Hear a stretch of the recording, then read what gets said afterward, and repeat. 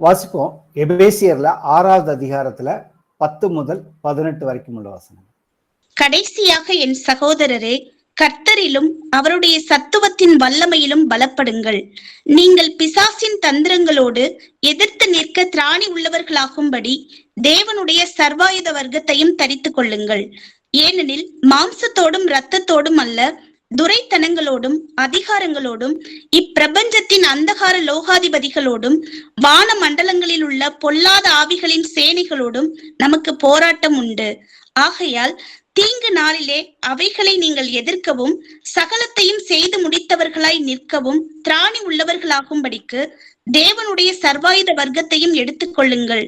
சத்தியம் என்னும் கச்சையை உங்கள் அறையில் கட்டினவர்களாயும் நீதி என்னும் மார்க்கவசத்தை தரித்தவர்களாயும் சமாதானத்தின் சுவிசேஷத்திற்குரிய ஆயுத்தம் என்னும் பாதரட்சையை கால்களிலே தொடுத்தவர்களாயும் பொல்லாங்கன் எய்யும் அக்கினி ஆஸ்திரங்களை எல்லாம் அவித்து போடத்தக்கதாய் எல்லாவற்றிற்கும் மேலாக விசுவாசம் என்னும் கேடகத்தை பிடித்துக் கொண்டவர்களாயும் நில்லுங்கள்.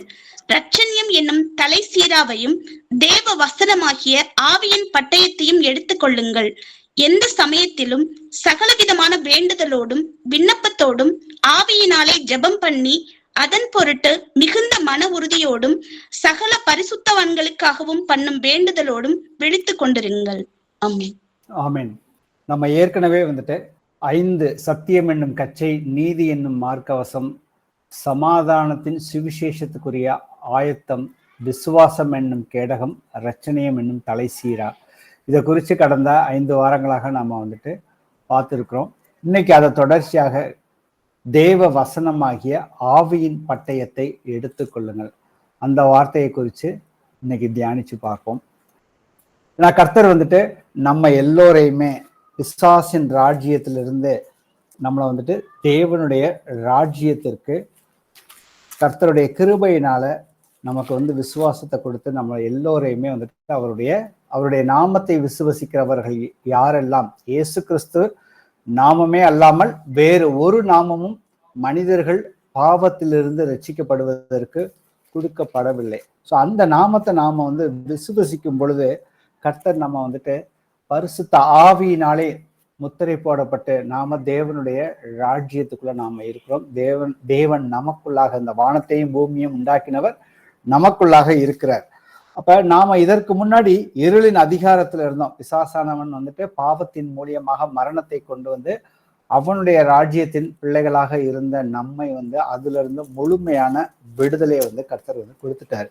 அப்ப விடுதலையை கர்த்தர் முழுமையாக கொடுத்தாலும் பிசாசானவன் கர்த்தர் சிலுவையிலே அவர் தன்னுடைய மரணத்தினாலே பிசாசின் எல்லா அதிகாரத்தையுமே அவங்கிட்ட பிடுங்கிட்டான். நம்மளை மேற்கொள்வதற்கு அவனுக்கு எந்த அதிகாரம் இல்லை. இருந்த போதிலும் நாம இந்த உலகத்துல, இந்த பொல்லாத உலகத்துல இருந்துதான் நம்மளை விடுவிக்கிறதுக்கு கர்த்தர் வந்திருக்கிறாரு. அதற்கு அவர் நமக்குள்ள இருக்கிறார். இருந்த போதிலும் நாம எந்த நேரத்திலும் நாம பின்வாங்குவதற்கோ இல்ல அவிவிசுவாசத்திற்கு போகிறதற்கோ இல்ல ஒரு பிரச்சனை வந்தா நமக்குள்ள பயத்தின் மூலியமாகவோ பிசாசானவன் நம்மளை வஞ்சிக்க அவனால எளிமையாக முடியும். அதற்கு மேல அவனால அவன் ஆதியிலிருந்து பொய் சொல்லுகிறவனாதான் இருக்கிறான்.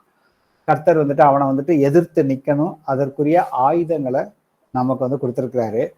வெளிப்படுத்தின விசேஷத்துலயும் பாத்தீங்கன்னாக்கா 12வது அதிகாரத்துல அந்த பிசாசானவன் யாரு பின்னாடி போய் யுத்தம் பண்ணுவான்னு சொல்லி போட்டிருக்குதுனாக்க, அப்பொழுது வலுசற்பமானது ஸ்திரீயின் மேல் கோபம் கொண்டு தேவனுடைய கற்பனைகளை கை கொள்ளுகிறவர்களும் இயேசு கிறிஸ்துவின் சாட்சியை உடையவர்களுமாகிய அவளுடைய சந்ததியான மற்றவர்களுடனே யுத்தம் பண்ண போயிட்டு. இன்னைக்கு யாரெல்லாம் கிறிஸ்தவர்கள் ஞானஸ்தானம் எடுத்து அவர்கள் நாங்க ஞாயிற்றுக்கிழமை மட்டும் ஒரு சபைக்கு போயிட்டோ இல்லை ஒரு கோயிலுக்கு போயிட்டோ ஒரு ஆராதனை செய்து விட்டு நம்ம வேலை உண்டு நாம உண்டுன்னு நாம இருந்துகிட்டு தினமும் ஜெபம் பண்ணி வேதத்தை வேதத்தின்படி ஜெபம் பண்ணுகிறவர்களுக்கு பெரிய சோதனைகள் ஒன்றுமே வராது. ஏன்னா அவர்கள் இன்னும் பிசாசானவனை எதிர்த்து நிக்கிறதுக்கு ரெடியா இல்லை. ஏன்னா அவர்கள் தன்னைத்தானே நேசித்து கொண்டு அவர்கள் எனக்கு எந்த பிரச்சனையும் வரல, நான் கர்த்தரை விசுவசிச்சுக்கிட்டு நான் பேசாம போறேன், பிசாசை நான் எந்த தொந்தரவும் பண்ணல அப்படின்னு சொல்லிட்டு இருக்கிறவர்கள் மத்தியில பாத்தீங்கன்னா பிசாசானவன் அவர்களுக்கு பின்னாடி யுத்தம் பண்ண போவது கிடையாது. யாரெல்லாம் எதிர்த்து நிற்கிறார்களோ, ஏன்னா தேவனுடைய ராஜ்யம் இன்னைக்கு பலவந்தமாக நாம வந்து மற்றவர்கள்ட்ட போய் வந்து சுவிசேஷம் சொல்லக்கூடிய ஒரு சூழ்நிலை. கர்த்தர் அப்படிதான் வந்து அன்னைக்கு வந்துட்டு அவர் போய் சுவிசேஷத்தை வந்து ராஜ்யத்தின் சுவிசேஷத்தை பிரசங்கிக்கும் பொழுது அங்க சபைகள் மத்தியிலையும் சரி, அவர் போகிற இடத்துல எல்லாம் வந்துட்டு பிசாசுகள் அலறி கொண்டு வெளியே வந்து அவர் கட்டளை கொடுக்க பிசாசுகள் அந்த மனிதர்களுக்குள்ளாக இருந்த அசுத்தாவிகள் எல்லாம் வந்து கிளம்பி போய்கிட்டே இருந்துச்சு. அவர்கள் எல்லோருமே வந்து கர்த்தரை விசுவசித்து அவரை சொந்த இரட்சகராக கடந்த 2000 ஆண்டுகளாக அநேகர கர்த்தர் வந்து சபைக்குள்ள தன்னுடைய சரீரமாகிய சபைக்குள்ள ஒவ்வொருத்தரையும் அவயங்களாக சேர்த்து கொண்டு வருகிறார். இருந்த போதிலும் நாம ஒவ்வொருத்தருக்கும் ஒரு போராட்டம் உண்டு. அந்த போராட்டத்தை வெல்லக்கூடிய ஆயுதத்தை கர்த்தர் நமக்கு வந்துட்டு கொடுத்திருக்காரு. முதல் ஆயுதமாக நம்ம சுருக்கமா பார்ப்போம். ஏற்கனவே சத்தியம் என்னும் கச்சையை உங்கள் அறையில் கட்டினவர்களாக. அப்ப நாம சத்தியம்னாக்க நானே வழியும் ஜீவனும் சத்தியமுமாக இருக்குன்னு சொல்லி ஏசப்பா வந்து சொல்றாரு. என்னை அல்லாமல் ஒருவரும் பிதாவிடத்திற்கு செல்ல முடியாது. பிதாவினுடைய பிரசன்னத்துக்குள்ள நாம யாருமே வந்துட்டு போக முடியாது. நாம என்ன ஒரு ஜெபம் பண்ணாலும் எது கேட்டாலும் நமக்கு வந்துட்டு கர்த்தராகிய இயேசு கிறிஸ்து அவர் சொன்ன வார்த்தைகளை அவர் நாமத்தை விசுவசிச்சு அவர் சொல்லுகிறபடி நாம வந்து நடக்கணும். அப்ப அதற்கு முதல்ல வந்துட்டு என்ன சொல்லி இருக்கிறாரு அப்படிங்கிறது தேவனுடைய வார்த்தைகளை நாம முதல்ல வந்துட்டு தெரிந்து கொள்ள வேண்டும். அதை தெரிந்து கொள்ளும் பொழுதுதான் வந்துட்டு இந்த உலகத்துல இருக்கிற பொய்கள் எது, நாம எவ்வளவு வந்துட்டு பொய்யான காரியங்களை நாம அதை நம்பி நாம் அதை செய்து கொண்டு இருக்கிறோம். தேவனுக்கு விரோதமாக நம்முடைய மாம்சமும் மனசும் விரும்பினதை நாம வந்து செய்து தேவனுக்கு எதிராக கோபாக்கினையின் பிள்ளைகளாக இருந்தோம்னு சொல்லி நம்ம வந்து வசனங்கள் இருக்குது. அப்ப இன்றைக்கு பல கிறிஸ்தவர்கள் நம்ம வந்து புறஜாதியர்களோட ஒன்று பல கிறிஸ்தவர்கள் நாம வந்துட்டு எவ்வளவு நேரம் வந்து வேதத்திற்கு நாம அந்த சத்தியத்தை வந்து முதல்ல வந்து படிக்கிறதுக்கு நாம டைம் கொடுக்கணும். அதுக்கப்புறம் தான் நம்மளால வந்துட்டு ஆராய்ந்து பண்ணி பார்க்கிறதுக்கே நம்மளால போக முடியும். அப்ப படிக்கும் பொழுது நம்ம இருதயத்துல நாம வந்து குத்தப்படுவோம். நான் வந்துட்டு என்னுடைய நேரத்தை வந்துட்டு எந்த அளவுக்கு வீணாக்கிக்கிட்டு இருக்கேன், நான் பொய்யான விஷயங்களை நான் போய் இன்னைக்கு சினிமாவிலையோ இல்லை டிவிலையோ இல்லை யூடியூப்லையோ மொபைல் ஃபோன் மூலியமா நான் இன்னைக்கு இதை சோசியல் மீடியால எந்த அளவுக்கு அடிக்ட் ஆயிருக்கிறேன், வீடியோ கேம் மூலியமா எவ்வளவு பிள்ளைகள் வந்துட்டு நாசமா போயிட்டு இருக்காங்க அனுதினமும் நம்ம நியூஸ்ல வந்துட்டு பாக்குறோம். அப்ப நாம எது சரி எது தவறு அப்படிங்கிறதுக்கு அந்த சத்தியத்தை நாம முதல்ல வந்துட்டு முழுமையாக அறிந்து கொள்ள வேண்டும்ங்கிறது தேவனுடைய சித்தமாக இருக்கிறது. அப்பதான் பிசாசானவனை எதிர்த்து நிற்க முடியும். 2வது விஷயம், நீதி என்னும் மார்க் கவசத்தை தரித்தவர்களாகவும் வந்து கர்த்தர் சொல்லியிருக்கிறாரு. அப்ப நீதி நான் செய்வதெல்லாம் ரைட்டு, எனக்கு என்னுடைய மனசும் என்னுடைய மாம்சமும் பிடித்தவைகளை நான் வந்து இதுவரைக்கும் செய்து கொண்டு என்னுடைய பார்வைக்கு அது ரைட்டா இருக்குதுன்னு சொல்லி நான் இவ்வளவு நாளா வந்து சுய நீதி பாராட்டிக்கிட்டு இருந்தேன். ஆனா தேவனுடைய நீதி எப்ப எனக்குள்ள வரும்னாக்க தேவனுடைய வார்த்தையை படிக்கும் பொழுது நான் இருதயத்துல குத்தப்படும் பொழுது அப்ப என்னுடைய பாவங்களுக்காக கர்த்தர் மரித்தார், நானும் என்னுடைய பாவத்துக்கு மரிக்க வேண்டும். அப்பொழுதுதான் வந்துட்டு நான் இந்த உலகத்துல இருக்கிற பொழுது அந்த பரலோக ராஜ்யத்துக்குரிய அந்த சந்தோஷம் எனக்குள்ள வந்து கர்த்தர் நிறைவா கொடுக்குறேன்னு சொல்லி அவர் வாக்குத்தத்தம் பண்ணி கொடுத்திருக்கிறாரு. அந்த சமாதானம், நான் வந்து உலகம் கொடுக்குற சமாதானத்தை உங்களுக்கு கொடுக்கவில்லை, என் சமாதானத்தை உங்களுக்கு தருகிறேன்னு கர்த்தர் சொல்லியிருக்கிறாரு. அந்த சமாதானத்தை பெற்றுக்கொள்வதற்கு முதல்ல வந்து கர்த்தருடைய நீதியை நான் வந்து ஆடையாக அணிந்து கொள்ள வேண்டும். அது ஒரு முக்கியமான காரியம். என்னுடைய சுயநீதியை முழுமையாக வெளியில் எடுத்து தூர எரிஞ்சு போடணும். அதற்கு அடிப்படையாக எனக்குள்ள வந்துட்டு முழுமையா தாழ்மை வேண்டும். என்னுடைய பாவங்களை நான் ஒன்று விடாமல் கர்த்தர்கிட்ட அறிக்கையிட்டு, தன் பாவங்களை மறைக்கிறவன் வாழ்வடைய மாட்டான், தன் பாவங்களை அறிக்கையிட்டு விட்டு விடுகிறவனே அவன் வந்து பாக்கியவான் கர்த்தர் சொல்லியிருக்கிறாரு. அப்ப 3வது விஷயம், நீதி வந்துட்டு எனக்குள்ள என்னுடைய தேவனுடைய நீதி மார்க்கவசமா நான் அணிந்ததுக்கு அப்புறம் என்னுடைய பாதத்திற்கு ஒரு பாதரட்சை தேவை. அததான் வந்து கர்த்தர் வந்துட்டு ஆயத்தம் என்னும் சமாதானத்தின் சுவிசேஷத்தை பாதரட்சையாக தொடுத்தவர்களாகவும் சொல்லியிருக்காரு கர்த்தர். அப்ப என்னுடைய நம்பிக்கையை குறித்து நான் யாருக்கிட்டையாவது நான் போய் சொல்லணும் அப்படிங்கிறப்ப பாத்தீங்கன்னாக்க நாம அந்த நேரத்துல வந்துட்டு சுவிசேஷத்தை யாரு என்ன கேள்வி கேட்டாலும் கர்த்தரை குறித்து சொல்வதற்கு நான் வந்துட்டு ரெடியா இருக்கணும். அதற்கான தயாரிப்புகளை வந்துட்டு நான் தயாரிக்க வேண்டிய பொறுப்பு என்னுடையது. ஏன்னா ஏற்கனவே நான் வந்து சத்தியத்தை படிச்சுட்டேன். சத்தியம் என்னன்னு தெரிஞ்சனாலதான் வந்துட்டு நான் வந்துட்டு என்னுடைய பாவங்களுக்கு மனம் திரும்பி தேவனுடைய நான் நீதியை அணிந்து கொண்டேன். அதே போல நீ உன்னை நேசிப்பது போல உன் அயலானை நேசின்னு கர்த்தர் சொல்லியிருக்காரு. நான் அடுத்தவர்களுக்கு அந்த எளிமையான சுவிசேஷத்தை போய் நான் அவர்களுக்கு எனக்கு கிடைக்கிற வாய்ப்புகளை எல்லாம் கரெக்டா நான் பயன்படுத்தி, அது எந்த மதத்தினராக இருந்தாலும் சரி, அவர்களுக்கு நான் சரியான சுவிசேஷத்தை அவர்கள் கேட்கிற கேள்விகளுக்கு பதில் சொல்ல வேண்டிய பொறுப்பு வந்துட்டு எனக்கு இருக்குது. ஏன்னா ஏசப்பா சொல்லியிருக்கிறாரு 1 பேதுருல 5வது அதிகாரத்துல, உங்களுக்கு ஒரு எதிராளியாகிய பிசாசானவன் இருக்கிறான், அவன் தந்திரம் உள்ளவன் சொல்லியிருக்கிறான். அவன் அவனுடைய தந்திரத்தினால நம்மளுடைய ஒவ்வொரு வார்த்தைகளையும் வந்துட்டு அவன் வந்து பிடித்து நம்மளை வந்து குற்றப்படுத்துகிறவனாக இருக்கிறான். அப்ப நாம எவ்வளவு ஜாக்கிரதையா இருக்கணுங்கிறதுக்காக தான் கர்த்தர் வந்துட்டு இந்த சர்வாயுத வர்க்கத்தை நீங்க எடுத்துக்கொள்ளுங்கள். அப்பொழுதுதான் வந்துட்டு அவனுடைய தந்திரங்களை வந்துட்டு நமக்கு தீங்கு நாள்கள் வராம இருக்க போறதில்ல. அப்படி வரும் பொழுது அதை எதிர்த்து நிற்கவும் எல்லா காரியத்தையும் வந்துட்டு செய்து முடிக்கவும் நாம வந்து திராணி உள்ளவர்களாக இருக்கணும். 4வது காரியம், ஆவிக்குரிய யுத்தத்துல வந்துட்டு விசுவாசம் என்னும் கேடகம். பிசிக்கலா ஒரு சோல்ஜருக்கு வந்துட்டு கேடகம் கையில வச்சுக்கிட்டு தான் போய் சண்டைக்கு போவாரு. அதே போல நமக்கு ஆவிக்குரிய யுத்தத்துல அந்த கண்ணுக்கு தெரியாத அந்த அசுத்த ஆவிகளோட நமக்கு எப்பொழுதுமே போராட்டம் உண்டு. அந்த போராட்டம் நமக்கு வந்து உடல் ரீதியாக இருக்கலாம், இல்ல மன ரீதியாக இருக்கலாம். எப்படி இருந்தாலும் சரி, கர்த்தர் எல்லாத்துக்கும் வந்துட்டு அவருடைய வார்த்தைகளை தான் வந்துட்டு கொடுத்திருக்கிறாரு. அப்ப துவக்கத்துல பாத்தீங்கன்னா உண்மை எதுன்னு நம்ம வந்துட்டு அந்த கச்சையை வந்துட்டு கட்டிக்கணும்.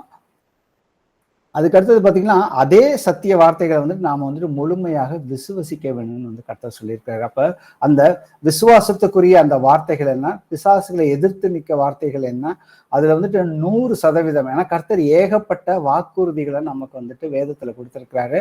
அந்த வாக்குறுதிகள் எல்லாம் வந்து கர்த்தராகி இயேசு கிறிஸ்துவுக்குள் ஆம் என்றும் ஆமென் என்றும் இருக்கிறதுன்னு வந்துட்டு வசனம் இருக்குது.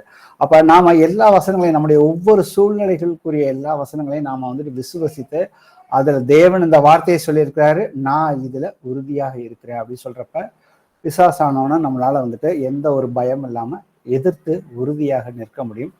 அதுக்கு அடுத்தது பாத்தீங்கன்னாக்க ரட்சணியம் என்னும் தலை சீராவைன்னு வந்துட்டு கர்த்தர் சொல்லியிருக்கிறாரு. அப்ப நாம எல்லோருமே ரட்சிக்கப்பட்டிருக்கிறோம். யாரெல்லாம் மனிதர்கள் ரட்சிக்கப்படுவதற்கு அவருடைய நாமமே அல்லாமல் வேற நாமம் இல்லை. ரட்சிப்பு நம்முடைய ஆவி, ஆத்துமா, சரீரம் கர்த்தராகிய இயேசு கிறிஸ்து வரும் பொழுது பரிசுத்தமாக இருக்கணும்னு கர்த்தர் சொல்லியிருக்காரு. கர்த்தர் வந்துட்டு நம்ம ஆவிக்கு வந்துட்டு ரட்சிப்பு கொடுத்திருக்காரு. எப்ப நாம வந்து அவரை விசுவசித்து ஞானஸ்தானம் எடுக்கும் பொழுது அவருடைய ஆவி நம்மளுடைய ஆவியோட வந்துட்டு கலந்துருக்கு. அதற்கு முன்னாடி பிசாசோட ஆவியோட நாம எல்லோருமே செயல்பட்டோம்னு சொல்லி எபேசியர்ல 2வது அதிகாரத்துல இருக்கு. அப்ப கர்த்தரோட இசைந்து இருக்கிறவன் அவருடனே ஒரே ஆவியாக இருக்கிறான். மகிமையின் நம்பிக்கையாக இயேசு கிறிஸ்து உங்களுக்குள் இருப்பதே வந்துட்டு அந்த நம்பிக்கைன்னு வந்துட்டு சொல்லியிருக்கிறார். அந்த ரகசியம்னு நமக்கு சொல்லியிருக்கிறார். அப்ப தேவன் எனக்குள்ள எப்பொழுதுமே இருக்கிறார். அப்ப அத என்னுடைய போராட்டம் எங்க இருக்குது, ரட்சணியம் என்னும் தலை சீராவைனாக்க தலை, அந்த ஹெல்மெட் தலையில அணிஞ்சுக்கணும். ஒரு யுத்த வீரர் வந்துட்டு தலையில வந்து ஒரு பாதுகாப்பு கவசத்தை அந்த ஹெல்மெட் அணிஞ்சிட்டு போவாரு. அந்த தலையை பாதுகாக்கிறதுக்காக. அந்த தலையை வந்துட்டு எதை குறிக்கிறதுனாக்க நம்மளுடைய அந்த மைண்டை, அந்த நம்மளுடைய மனதை வந்து குறிக்கிறது. அப்ப பிசாசானவன் நம்மளுடைய மனதை வந்துட்டு எளிமையாக தாக்குவதற்கு அவனால வந்துட்டு வஞ்சனைகள் மூலியமாக முடியும். ஆனா அவனுடைய வஞ்சனைகளை நாம வந்துட்டு நம்மளுடைய மனதிற்குள்ள கொண்டு போயிட்டோம்னாக்க, நாம அதன்படி செய்ய ஆரம்பிச்சிட்டோம்னாக்க நம்மளுடைய போராட்டத்துல நமக்கு அதிகமான தோல்விகளை சந்திக்கக்கூடிய வாய்ப்புகள் அதிகமாக இருக்குது. இப்ப இன்னைக்கு நாம பார்க்க போறது தேவ வசனமாகிய ஆவியின் பட்டயத்தை எடுத்துக்கொள்ளுங்கள்னு வந்துட்டு கர்த்தர் சொல்லியிருக்கிறாரு. அதே வசனம் தான், கச்சைங்கிறதும் வார்த்தையை தான் குறிக்குது. அடுத்தது பாத்தீங்கன்னாக்க நம்ம வந்துட்டு அந்த சுவிசேஷம்ங்கிறது அந்த வார்த்தைகளை நாம எப்படி தியானித்து அதை தயாரிக்க வேண்டிய பொறுப்பு நம்ம கிட்ட இருக்க. அடுத்தது விசுவாசமும் வார்த்தையை தான் குறிக்குது.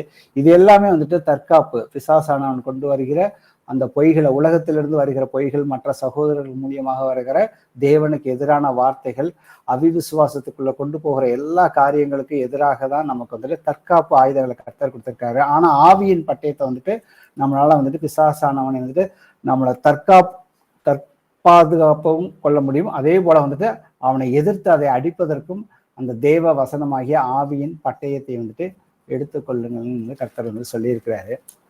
வாசிப்போமே. இதை வந்துட்டு ஏசப்பா எப்படி வந்துட்டு நமக்கு செய்து காட்டியிருந்தார். அவர் வந்து பூமியில அந்த 3.5 ஆண்டு காலம் இருந்த பொழுது மத்தேயுல 4வது அதிகாரத்துல 1 முதல் 4 வரைக்கும் படிங்க. அப்பொழுது இயேசு பிசாசினால் சோதிக்கப்படுவதற்கு ஆவியானவராலே வனாந்தரத்துக்கு கொண்டு போகப்பட்டார். அவர் இரவும் பகலும் 40 நாள் உபவாசம் இருந்த பின்பு அவருக்கு பசி உண்டாயிற்று. அப்பொழுது சோதனைக்காரன் அவரிடத்தில் வந்து, நீர் தேவனுடைய குமாரனே ஆனால் இந்த கல்லுகள் அப்பங்கள் ஆகும்படி சொல்லும் என்றான். அவர் பிரதியுத்தரமாக, மனுஷன் அப்பத்தினாலே மாத்திரமல்ல, தேவனுடைய வாயிலிருந்து புறப்படுகிற ஒவ்வொரு வார்த்தையினாலும் பிழைப்பான் என்று எழுதியிருக்கிறதே என்றார். ஆமென். ஆமென். இப்ப இந்த இடத்துல பாத்தீங்கன்னா முதல்ல பார்த்தா ஆவியானவராலே ஏசப்பா வந்து ஞானஸ்தானம் எடுத்ததுக்கு அப்புறம் பரிசுத்த ஆவியானவரால தான் வந்துட்டு கடைசி வரைக்கும் வழி நடத்தப்பட்டார். அதுல முதல்ல ஆவியானவரால அவர் வந்து வனாந்தரத்துக்கு கொண்டு போகப்பட்டார். இரவும் பகலும் 40 நாள் உபவாசம் இருந்தார். அவருக்கு பசி உண்டாயிட்டுன்னு வந்துட்டு வசனம் வந்துட்டு இருக்குது. அவர் ஞானஸ்தானம் எடுத்து கரை ஏறிய உடனே வந்துட்டு அவர் வானத்திலிருந்து ஒரு சத்தம் கேட்குது. பிதாவான அவர் சொல்றாரு, இதோ என்னுடைய நேசகுமாரன்னு சொல்லி வருது. இந்த இடத்துல முதல்ல பிசாசானவன் வந்து கர்த்தரை பார்த்து அவர் வந்து பசியா இருக்கிறாரு. அந்த நேரத்துல முதல்ல வந்துட்டு தேவனுடைய வார்த்தையை வச்சு என்ன சொல்றான் அவன், பிசாசானவன் வந்துட்டு, நீங்க முதல்ல வந்துட்டு தேவனுடைய குமாரனா இருந்தீங்கன்னாக்க நீங்க போய் உங்களுக்கு இப்ப பசிக்குது இல்ல, பசிக்கிறப்போ வந்துட்டு அந்த அப்பத்தை வந்துட்டு இந்த கல்லை வச்சு, ஏன்னா அந்த இடத்துல வந்து சமைக்க முடியாது, கடை கிடையாது, எதுவுமே கிடையாது. அதனாலதான் வனாந்தரத்திற்கு அவர் வந்து கொண்டு போகப்பட்டார். அப்ப அங்க இருக்கிற அந்த கல்லை வந்துட்டு அப்பம் ஆக்கலாமே. அப்ப தேவனுடைய குமாரனாக்கா அந்த எல்லா அதிகாரம் வல்லமையும் உங்ககிட்ட இருக்குதுல்ல, அதை முதல்ல வந்துட்டு செய்யுங்க அப்படின்னு சொல்லி முதல் வார்த்தையை வந்துட்டு அவன் வந்து கொண்டு வரான். கர்த்தர் வந்துட்டு என்ன சொல்றாரு, அதுக்கு பதில் வந்துட்டு, தேவனுடைய மனுஷன் வந்துட்டு அப்பத்தினால் மாத்திரமல்ல, தேவனுடைய ஒவ்வொரு வார்த்தையிலும் வாயிலிருந்து புறப்படுகிற ஒவ்வொரு வார்த்தையினாலும் பிழைப்பான் என்று எழுதி இருக்கிறதே. அப்ப கர்த்தர் வந்துட்டு ஏற்கனவே எழுதியிருந்த வார்த்தை உபாகமத்துல 8:3 வாசிப்போம். அவர் உன்னை சிறுமைப்படுத்தி உன்னை பசியினால் வருத்தி, மனுஷன் அப்பத்தினால் மாத்திரம் அல்ல, கர்த்தருடைய வாயிலிருந்து புறப்படுகிற ஒவ்வொரு வார்த்தையினாலும் பிழைப்பான் என்பதை உனக்கு உணர்த்தும்படிக்கு நீயும் உன் பிதாக்களும் அறிந்திருந்த மன்னாவினால் உன்னை போஷித்தார். ஆமென். ஆமென். இப்ப ஏசப்பா இங்க வந்து மேற்கோள் காட்டுறதே வந்து உபாகமத்துல இருந்து தான் வந்துட்டு அவர் வந்து காட்டுறாரு. பிசாசானவன்ட்ட பேசுறப்ப வந்துட்டு அங்க வந்து எந்த வித ஒரு தர்க்கம் வந்துட்டு பண்ணல. பிசாசானவனும் வந்துட்டு தேவனுடைய வார்த்தையை குறித்து வந்து எந்த இடத்துலயும் வந்துட்டு கேள்வியும் கேட்கல. அங்க வந்து கர்த்தர் வந்து நேரடியா பிசாசானவன் கொண்டு வர அந்த சோதனைக்கு பதிலே வந்துட்டு தேவனுடைய வார்த்தையை தான், அதை தேவனுடைய ஆவியமாகிய பட்டயத்தை வந்துட்டு எடுத்துக்கொள்ளுங்கள் கர்த்தர் சொல்லியிருக்காரு. ஸோ அதே போலதான் நாமளும் வந்துட்டு நமக்கு ஏதாவது ஒரு பிரச்சனைகள் வரும் பொழுது, இப்ப நமக்குள்ளே வந்து பாத்தீங்கன்னாக்கா நமக்கு பல சிந்தனைகள் வரும், பழைய சிந்தனைகள் வரும். இல்லை நாம எங்கேயாவது ஒரு பஸ்லயோ எங்கேயாவது ஒரு டீ கடைக்கோ எங்கேயாவது இல்லை ஒரு ஹோட்டலுக்கு சாப்பிட போற நேரத்துல பாத்தீங்கன்னா அங்க ஒரு சினிமா பாடல்கள் வந்து ஓடிக்கொண்டு இருக்கும். அது நமக்கு வந்து பழக்கப்பட்ட பாடலா கூட இருக்கும். நாம பழைய மனுஷனா இருக்கிறப்ப அந்த பாட்டை நம்ம போய் அங்க போய் ஆஃப் பண்ண சொல்ல முடியாது பொது இடத்துல போயிட்டு. ஆனா நாம அதை போய் விரும்பி நாம அதை கேட்க போல அது அந்த பாடல்கள் நம்ம ஓகே ஓடிக்கிட்டு இருக்கு, அதை நம்ம கேட்கிறோம். நம்ம போன காரியம் சாப்பிட்றதுக்காக போனோம், அதை சாப்பிட்டுட்டு இருக்கோம், அது நமக்கு கேட்கிறோம். அப்ப அந்த சத்தத்தை வந்து நம்ம வந்துட்டு வராம சத்தத்தை தடுக்கணும்னா நம்ம காதை தான் அடைச்சிக்கணும். அப்படியே நாம கேட்டாலும் அதுக்கப்புறம் நாம வந்துட்டு கடந்து சென்று அதுக்கப்புறம் ஒரு நாள் 2 நாளுக்கு அப்புறம் பார்த்தீங்கன்னா அது நம்ம இருதயத்துக்குள்ள அந்த பாடல் வந்துட்டு அந்த சிந்தனை ஓட்டம் ஓடுகிறதா என்பதை நாம சிந்தித்து பார்க்கணும். அந்த மாதிரி அந்த பாடல் வந்துட்டு மறுபடியும் நமக்குள்ள வந்துட்டு ஹம் பண்ணிக்கிட்டே இருக்கிற ஒரு சூழல் கூட வரலாம். அந்த நேரத்துல வந்துட்டு கர்த்தர் நாம வந்து விழிப்பா இருக்கணும். ஏன்னா அதே இதுல நாம டிராவல் பண்ணிக்கிட்டு இருந்தோம்னாக்க பிசாசானவன் நமக்குள்ள வந்துட்டு கர்த்தருக்கு விரோதமான விஷயங்களை வந்துட்டு உள்ள வந்துட்டு நம்மளுடைய சிந்தனைக்குள்ளாக வந்துட்டு நம்ம இருதயத்துக்குள்ள வந்துட்டு தூண்டுகிறான். அதற்கு நாம இடம் கொடுக்கக்கூடாது. உடனே கர்த்தராகி இயேசு கிறிஸ்துவின் நாமத்தினால ஆண்டவர்கிட்ட வந்துட்டு நம்ம வந்து மன்னிப்பு கேட்டு அந்த சிந்தனைகளை அந்த பாடல்களை அதெல்லாம் பொய்ன்னு சொல்லி நாம வந்துட்டு இயேசுவின் நாமத்தினால அதை வந்து என்னை விட்டு வெளியே போகணும்னு நம்ம வந்துட்டு கட்டளை கொடுக்குறப்ப அது நம்ம இருதயத்துல இருந்து வெளியில போயிடும். நம்ம சிந்தனைக்குள்ள வராதபடி நாம வந்துட்டு கான்சியஸா அதை வந்துட்டு செய்ய ஆரம்பிக்கணும். ஏன்னா நாம வந்துட்டு பொய்யை வந்துட்டு வெறுக்க ஆரம்பிக்கணும். அதுதான் வந்துட்டு ஒரு அடிப்படை. சத்தியத்தை வந்து நாம நேசிக்கணும். சத்தியத்தை நான் நேசிக்கிறதுனா என்ன, என் மேல் அன்பாக இருந்தால், கர்த்தர் ஏசப்பா கேட்கிறார், என் மேல அன்பாக இருந்தால் என் கட்டளைகளை கைக்கொள். அவருடைய கட்டளைகள் அவருடைய வார்த்தைகள் இல்லாத விஷயங்கள் என் இருதயத்துக்குள்ள ஓடிக்கிட்டு இருக்கு, என் சிந்தனைக்குள்ள ஓடிக்கிட்டு இருக்கு, அதை நான் வந்து வளர விட்டுக்கிட்டு இருக்கேன் அப்படின்னாக்க அதை உடனடியாக அதுல இருந்து வெளியில வருவதற்கு நாம வந்துட்டு தேவனுடைய ஆவியின் பட்டயத்தின் மூலியமா தான் அதை செய்ய முடியுமே ஒழிய வேற எந்த ஒரு காரியத்திலையுமே நாம வந்துட்டு செய்ய முடியாது. அப்ப அடுத்தது வாசிப்போமே. 2வது சோதனை மத்தேயுல 4வது அதிகாரத்துல 5 முதல் 7 வரைக்கும். அப்பொழுது பிசாசு அவரை பரிசுத்த நகரத்திற்கு கொண்டு போய் தேவாலயத்து உப்பரிகையின் மேல் அவரை நிறுத்தி, நீர் தேவனுடைய குமாரனேயானால் தாழ குதியும், ஏனெனில் தம்முடைய தூதர்களுக்கு உம்மை குறித்து கட்டளையிடுவார், உமது பாதம் கல்லில் இடராதபடிக்கு அவர்கள் உம்மை கைகளில் ஏந்தி கொண்டு போவார்கள் என்பதாய் எழுதியிருக்கிறது என்று சொன்னான். அதற்கு இயேசு, உன் தேவனாகிய கர்த்தரை பரீட்சை பாராதிருப்பாயாக என்றும் எழுதியிருக்கிறதே என்றார். ஆமென். இங்க வந்து பிசாசானவன் வந்து என்ன பண்றான், 2வது சோதனையில வேதாகமத்தை பைபிள்ல இருந்தே வந்துட்டு வசனத்தை வந்துட்டு மேற்கோள் காட்டுறான். ஆனா அதை வந்து அவன் தவறாக தவறாக அதை வந்துட்டு மாற்றி கூறுகிறான். நீங்க இந்த வசனத்துல இப்படிதானே இருக்குது, அந்த வசனம் அவன் வந்து மேற்கோள் காட்டின வசனம் வந்து அதையும் வாசிப்போமே. சங்கீதம்ல 91 11 12. உன் வழிகளில் எல்லாம் உன்னை காக்கும்படி உனக்காக தம்முடைய தூதர்களுக்கு கட்டளையிடுவார், உன் பாதம் கல்லில் இடராதபடிக்கு அவர்கள் உன்னை தங்கள் கைகளில் ஏந்தி கொண்டு போவார்கள். ஆமென். சோ இதே வசனத்தை தான் வந்துட்டு ஏசப்பா கிட்ட போய் பிசாசானவன் வந்து, நீ தேவனுடைய குமாரனா இருந்தாக்க இந்த மாதிரி வந்து வசனத்துல இருக்குதே, அப்ப நீங்க குதிங்களே, உங்களுக்கு தான் வந்துட்டு பிதாவானவர் சொல்லியிருக்காரு, உங்க பாதம் வந்துட்டு கீழே விழாதபடி வந்துட்டு தன்னுடைய தூதர்கள் வந்துட்டு ஏந்தி கொள்வார்கள் சொல்லியிருக்கிறாரு அப்படிங்கிறப்ப. ஸோ இந்த இடத்துலயும் பாத்தீங்கன்னாக்க ஸோ ஏசப்பாவோ இல்ல நமக்கு அதே மாதிரி ஒரு சூழல் வரப்ப தேவனை வந்து நீங்க வந்துட்டு பரீட்சை பார்க்காதீர்கள்னு சொல்லி வசனம் வந்து இருக்குது. ஆனா நாம வந்துட்டு பரீட்சை பார்க்கிறவர்களாக இருந்தோம்னாக்க நமக்கு பழைய ஏற்பாட்டுல வந்துட்டு அநேகர் வந்துட்டு தேவனை வந்துட்டு பரீட்சை பார்த்தார்கள்னு சொல்லி நமக்கு வந்து வசனம் இருக்குது. இதைதான் இந்த இடத்துல ஏசப்பா வந்துட்டு மேற்கோள் காட்டுறாரு. முதல் வசனமா வாசிப்போமே. உபாகமத்துல 6:16. நீங்கள் மாசாவிலே செய்தது போல உங்கள் தேவனாகிய கர்த்தரை பரீட்சை பாராதிருப்பீர்களாக. ஆமென். ஆமென். சோ அவர்கள் தண்ணீருக்காகவும் சாப்பாட்டுக்காகவும் வந்துட்டு பரீட்சை பார்த்தார்கள் வந்துட்டு நமக்கு வந்து வசனம் இருக்கு. இதே வசனத்தை தான் வந்து கர்த்தர் பிசாசானவன்கிட்ட வந்துட்டு சொல்றாரு, உன் தேவனாகிய கர்த்தரை நீ பரீட்சை பார்க்க கூடாது. அவர் ஒரு வசனத்தை கொடுத்திருக்காரு. இன்னைக்கு வந்துட்டு அநேக மாற்று சபையில இருக்கிறவங்க நாம சுவிசேஷம் சொல்ல போகும் பொழுது அவர்கள்ட்ட ஒரு வாக்குவாதம் தர்க்கம் வரும் பொழுது, இதோ ஆண்டவர் தான் உங்களதான் வந்துட்டு விஷத்தை குடிச்சா ஒன்றும் ஆகாதே, அதை சாப்பிட்டு பாருங்க, இதோ பாம்பை தொட்டா ஒன்றும் ஆகாதே, அதை பாம்பை போய் பிடிங்களே அப்படின்னு சொல்லி நம்மளை பரீட்சை நம்மளை சோதிக்கிற விதத்துல அவர்கள் வசனத்தை காமிச்சு வந்துட்டு கேட்கிறார்கள். அப்ப நாம அந்த நேரத்துல நம்முடைய அந்த ஈகோ இல்லைனாக்கா நாம இதை செஞ்சு பார்க்கலாமேன்னு சொல்லி நாம தேவனை வந்துட்டு பரீட்சை பார்ப்பதற்கு கூடாதுன்னு தான் கர்த்தர் வந்து சொல்லியிருக்காரு. ஸோ அதனாலதான் வந்துட்டு தேவனுக்கு சித்தமான காரியங்கள் எது அப்படிங்கிறத நாம ஆராய்ந்து பண்ணி பார்க்க வேண்டும். யாத்ராகமத்துல 17:7 வாசிப்போம். இஸ்ரவேல் புத்திரர் வாதாடினது நிமித்தமும் கர்த்தர் எங்கள் நடுவில் இருக்கிறாரா இல்லையா என்று அவர்கள் கர்த்தரை பரீட்சை பார்த்தது நிமித்தமும் அவன் அந்த ஸ்தலத்துக்கு மாசா என்றும் மேரிபா என்றும் பெயரிட்டான். ஆமென்.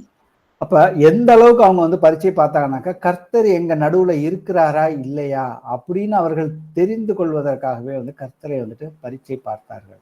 ஸோ இதே போலதான் இன்னைக்கு எனக்கு ஒரு பிரச்சனை, எனக்கு ஒரு கஷ்டம் வருது, அப்ப கர்த்தர் எனக்குள்ள இருக்கிறாரா, கிரிகை நடத்துறாரா, ஏன் என்னுடைய ஜெபத்துக்கு வந்துட்டு பதில் கிடைக்க மாட்டேங்குது, ஏன் எனக்கு மட்டும் இந்த மாதிரி பிரச்சனைகள் வருது அப்படின்னு சொல்லிட்டு நம்மளுடைய வார்த்தைகளை நாம வந்துட்டு நம்ம நாவினால பேசும் பொழுது அப்ப கர்த்தரை வந்துட்டு எந்த அளவுக்கு நாமளும் சோதிக்கிறோம் அப்படிங்கிறத நாம நிதானிச்சு பார்க்க வேண்டும்.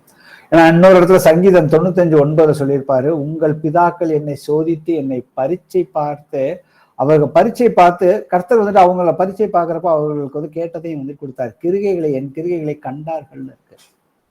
அப்ப நாம வந்துட்டு விசுவாசம் உள்ளவர்கள், நாம வந்துட்டு தரிசித்து நடப்பவர்கள் அல்ல, நாம வந்துட்டு காணாதவைகளே வந்துட்டு தான் விசுவசிக்கிறவர்கள் பாக்கியவான்கள் சொல்லியிருக்காரு. ஏன்னா அவருடைய வார்த்தைகள் உண்மை. இங்க வந்திருக்கிற இன்னைக்கு வந்து இங்க கேட்டு இருக்கிற ஒவ்வொருத்தருமே, ஞானசான ஒவ்வொருத்தருமே வந்துட்டு கர்த்தர் வந்து ஒவ்வொரு விதமா வந்துட்டு அவர்களுக்கு நன்மைகளை செய்து சாட்சிகளை கொடுத்து அற்புதங்கள் அடையாளங்கள் மூலியமாக கூட்டிட்டு வந்திருக்கிறார். யாருமே தேவனை வந்துட்டு கண்ணால வந்து பார்த்ததே கிடையாது. ஆனா தேவனுடைய வார்த்தை, அந்த வார்த்தையின் மீது விசுவாசம் வைக்கும், இது நடக்கும். இது நாம எவ்வளவு ஜபத்துக்கு கர்த்தர் நமக்கு வந்து இன்ன வரைக்கும் இப்போ வரைக்கும் சாட்சி சொன்னோம்னாக்கா சாட்சி சொல்வதற்கு நேரம் பத்தாது. அந்த அளவுக்கு வந்து சாட்சிகள் வந்து கர்த்தர் கொடுக்குறாரு. இருந்த போதிலும் நமக்கு சோதனைகள், சில சோதனைகள் நம்ம வந்துட்டு ஆவிக்குரிய ரீதியில நாம வளரும் பொழுது சோதனைகள் அதிகமாக கூட வரலாம். அப்பொழுது நாம் வந்துட்டு சோதனையை தாங்கத்தக்க அதற்குரிய வழியையும் கர்த்தர் வந்துட்டு கொடுத்திருக்கிறாரு. அதுல நாம வந்துட்டு நீடிய பொறுமையோடு பயணிக்க வேண்டும். கர்த்தரை எந்த விதத்திலையும் வந்துட்டு சோதனை பண்ணி பார்க்க கூடாது. சங்கீதம் 78:41 வாசி. அவர்கள் திரும்பி தேவனை பரீட்சை பார்த்து இஸ்ரவேலின் பரிசுத்தரை மட்டுப்படுத்தினார்கள். ஆமென்.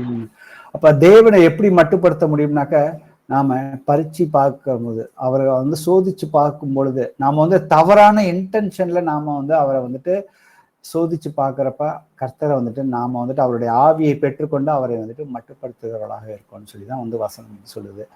அதே போல சிலர் வந்துட்டு கிறிஸ்துவை பரீட்சை பார்த்தார்கள். பழைய ஏற்பாட்டுல வந்துட்டு 1 கொரிந்தியர் 10:9 போட்டிருக்குது. பாம்புகளை பரீட்சை பார்த்த பொழுது தேவனுக்கு கோபம் மூட்டினதுனால அவர்கள் வந்து பாம்புகளால் அழிக்கப்பட்டார்கள். அதுபோல நாமும் கிறிஸ்துவை பரீட்சை பாராதிருப்போமாகன்னு சொல்லி நமக்கு வந்து வசனம் இருக்கு. ஏன்னா இது எல்லாமே நமக்கு வந்துட்டு திருஷ்டாந்தங்களாக தான் இருக்கிறது. ஏன்னா நமக்கு கர்த்தர் அநேக வாக்கு தத்தங்கள் மட்டும் கொடுக்கல, அநேக தீர்க்க தரிசன வசனங்கள் வந்துட்டு கொடுத்திருக்கிறார். யோவான் 14:29 சொல்வது போல இந்த தீர்க்க தரிசன வசனங்கள் வந்துட்டு நிறைவேறும் பொழுது நீங்கள் வந்து இன்னும் வந்துட்டு அதிகமாக விசுவாசத்துல வளரும் கர்த்தருடைய சித்தமாக இருக்கிறது. நான் இன்னைக்கு நடக்கக்கூடிய காரியங்கள், உலகம் முழுக்க நடக்கக்கூடிய யுத்தங்கள், இன்று வந்து ஏகப்பட்ட நாடுகள், ஒவ்வொரு நாளும் நியூஸை நீங்க கவனிச்சு பார்த்தீங்கன்னாக்க பைபிள்ல சொல்லியிருக்கபடி வந்துட்டு நாடுகள் அணியணியாக வந்துட்டு பிரியுது. யூரோப்பு தனியா பிரியுது, இங்கிட்ட அமெரிக்கா, இஸ்ரேல், இந்த இஸ்லாமிய நாடுகள் வந்துட்டு தனியா பிரியுது. ஏசியால சைனா, இந்தியா, ரஷ்யா அந்த நாடுகள் வந்துட்டு தனியா வந்துட்டு பிரிகிறது. இது எல்லாம் வந்துட்டு அந்த யுத்தத்துக்குரிய அந்த அந்த யுத்தம் அது எந்த நேரத்திலும் எப்ப வெடிக்கும்னு தெரியாது. அது ஒரு கண்ணியை போலதான் வரும்னு சொல்லி லூக்கால 21வது அதிகாரத்துல நமக்கு கடைசி 4 வசனங்கள் வந்துட்டு தெளிவாக இருக்கிறது. அப்ப இந்த வசனங்கள் நம்ம கண் முன்னாடி நடக்கிறப்ப நாம இன்னும் வந்துட்டு விசுவாசத்துல உறுதியாக இருக்கணும். அப்பதான் வந்துட்டு மனுஷகுமாரன் வரும்பொழுது விசுவாசத்தை காண்பாருன்னு சொல்லியிருக்காரு. நாம அந்த மாதிரி வந்துட்டு விசுவாசத்தை இழக்காதபடி தேவனுடைய வாக்கு தத்தங்கள் கொடுத்த அந்த வசனத்தின் மேல உறுதியாக இருந்து நம்மளுடைய கிருகைகளை நாம வந்துட்டு எப்பொழுதுமே ஆராய்ந்து பார்க்கிற பிள்ளைகளாக இருக்கணும். வாசிப்போம். மத்தேயுல 4வது அதிகாரத்துல 8-10 வரைக்கும். மறுபடியும் பிசாசு அவரை மிகவும் உயர்ந்த மலையின் மேல் கொண்டு போய் உலகத்தின் சகல ராஜ்யங்களையும் அவைகளின் மகிமையையும் அவருக்கு காண்பித்து, நீர் சாஷ்டாங்கமாய் விழுந்து என்னை பணிந்து கொண்டால் இவைகளை எல்லாம் உமக்கு தருவேன் என்று சொன்னான். அப்பொழுது இயேசு, அப்பாலே போ சாத்தானே, உன் தேவனாகிய கர்த்தரை பணிந்து கொண்டு அவர் ஒருவருக்கே ஆராதனை செய்வாயாக என்று எழுதியிருக்கிறதே என்றார். அப்பொழுது பிசாசானவன் அவரை விட்டு விலகி போனான். உடனே தேவதூதர்கள் வந்து அவருக்கு பணிவிடை செய்தார்கள். ஆமென். ஆமென். இப்ப கர்த்தர் வந்துட்டு உலகத்தை வந்துட்டு ரட்சிப்பதற்காக தான் வந்துட்டு அவர் வந்துட்டு வந்தார்.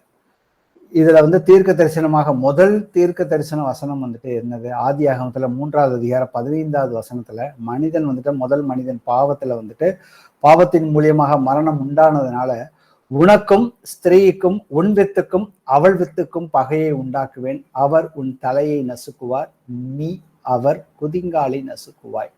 சோ இந்த வேத வாக்கியத்தின்படி இந்த தீர்க்க தரிசனம் நிறைவேறுவதற்காக தான் வந்துட்டு தேவன் மாம்சத்துல வந்துட்டு வெளிப்பட்டார்.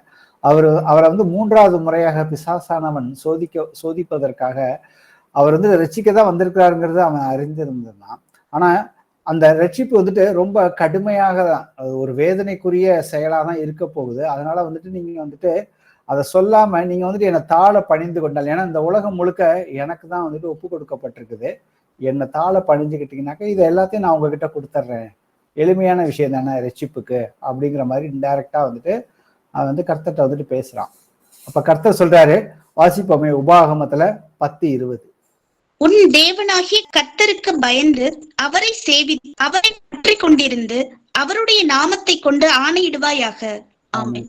சோ இதே வசனத்தை தான் கர்த்தர் வந்துட்டு மேற்கோள் காட்டுறாரு.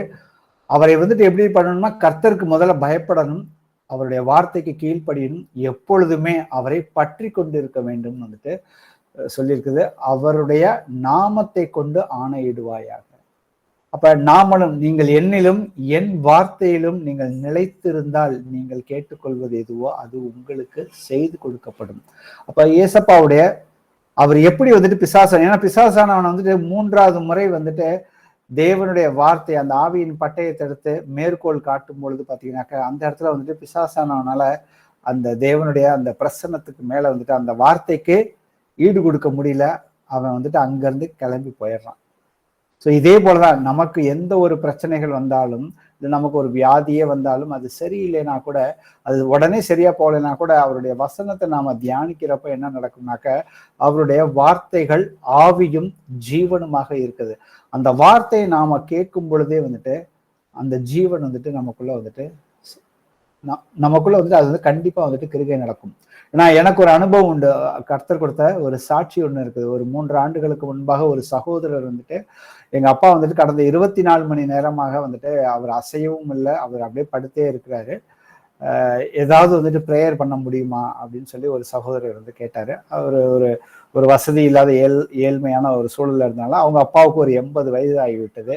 இதை டாக்டர்கிட்ட கூட்டு போறதுக்கெல்லாம் வசதி இல்லை பிரதர் அப்படின்னு சொல்லியிருந்தாரு. ஏற்கனவே அவருக்கு ஒரு அடிப்படையான சுவிசேஷங்கள், அவர் சபைக்கு போற வேற ஒரு சபைக்கு போற சகோதரர், அவருக்கு சுவிசேஷம் அறிவித்து கொண்டிருந்தேன். ஏற்கனவே ஒரு தடவை அவங்க வீட்டுல போய் சுவிசேஷம் சொல்லி கர்த்தருக்கு பிடிக்காத சுத்தம் இல்லாத காரியங்கள் எல்லாம் சரி பண்ணுங்க, வீட்டுல இருக்கிற படத்தை எல்லாம் தூக்கி போடுங்க அப்படிங்கிற மாதிரி சொல்லிட்டு வந்திருந்தேன். இப்ப 2வது முறை கூப்பிட்டாரு. இப்ப கூப்பிட்டப்ப கர்த்தர்கிட்ட கேட்டுக்கிட்டு தான் போனேன். ஆண்டவரே நான் போய் என்ன சொல்றது, ஏற்கனவே அடிப்படையான எல்லா விஷயங்களையும் சொல்லி கொடுத்துட்டு வந்தாச்சு, அவர்கள் போய் வந்து அதன்படி நடக்கிறார்களா இல்லையா போய் பாரு அப்படிங்கிற மாதிரி உணர்த்தினாரு. அங்க வீட்டுக்கு போனாக்கா எதுவுமே அவங்க முதல்ல சொன்னபடி வந்து அவர்கள் எதற்குமே வந்து கீழ்ப்படியலை. அவங்க அப்பா பக்கத்துல வந்துட்டு படுத்த படுக்கையா இருக்கிறாரு. அவரை போய் எழுப்புறாரு. அவருக்கு ஒரு அசைவுமே இல்லை. ஆனா உயிர் இருக்குது அவர் உடம்புல. அவருக்கு வந்து காதும் கேட்காது.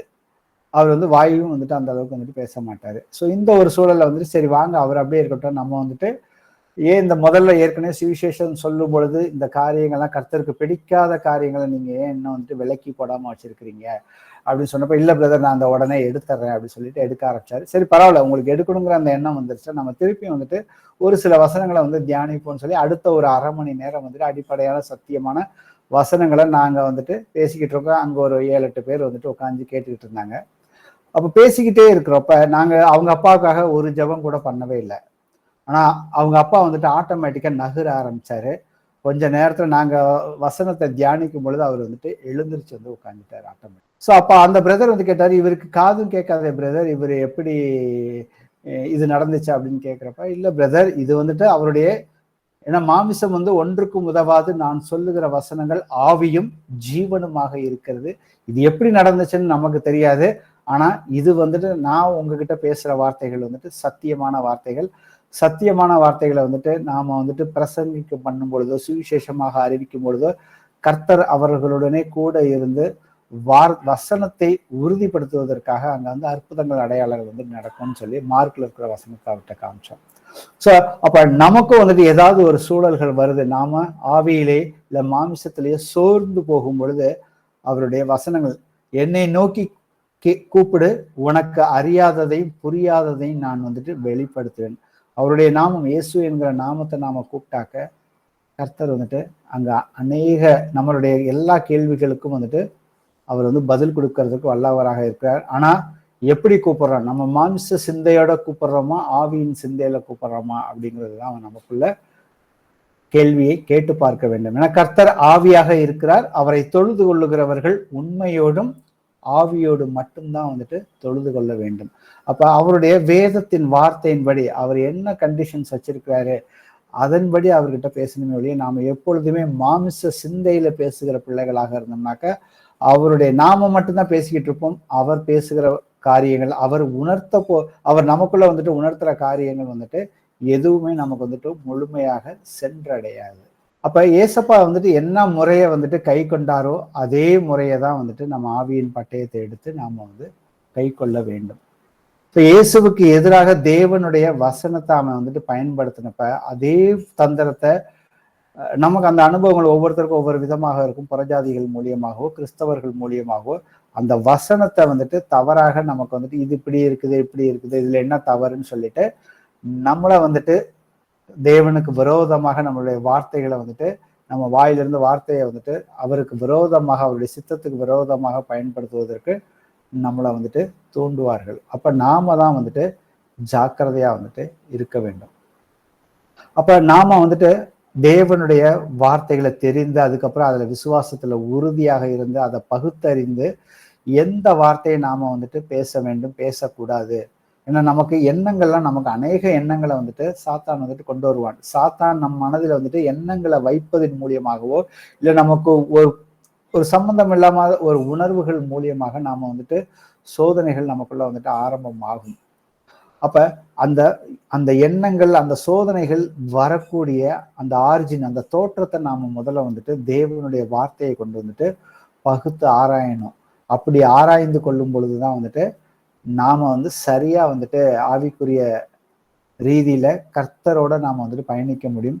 அப்பொழுதுதான் வந்துட்டு பாவத்துல விழாதபடி நாம வந்துட்டு முழு அந்த பரிபூரணத்துல இருப்பதற்கு அதிகமான வாய்ப்புகள் இருக்குது.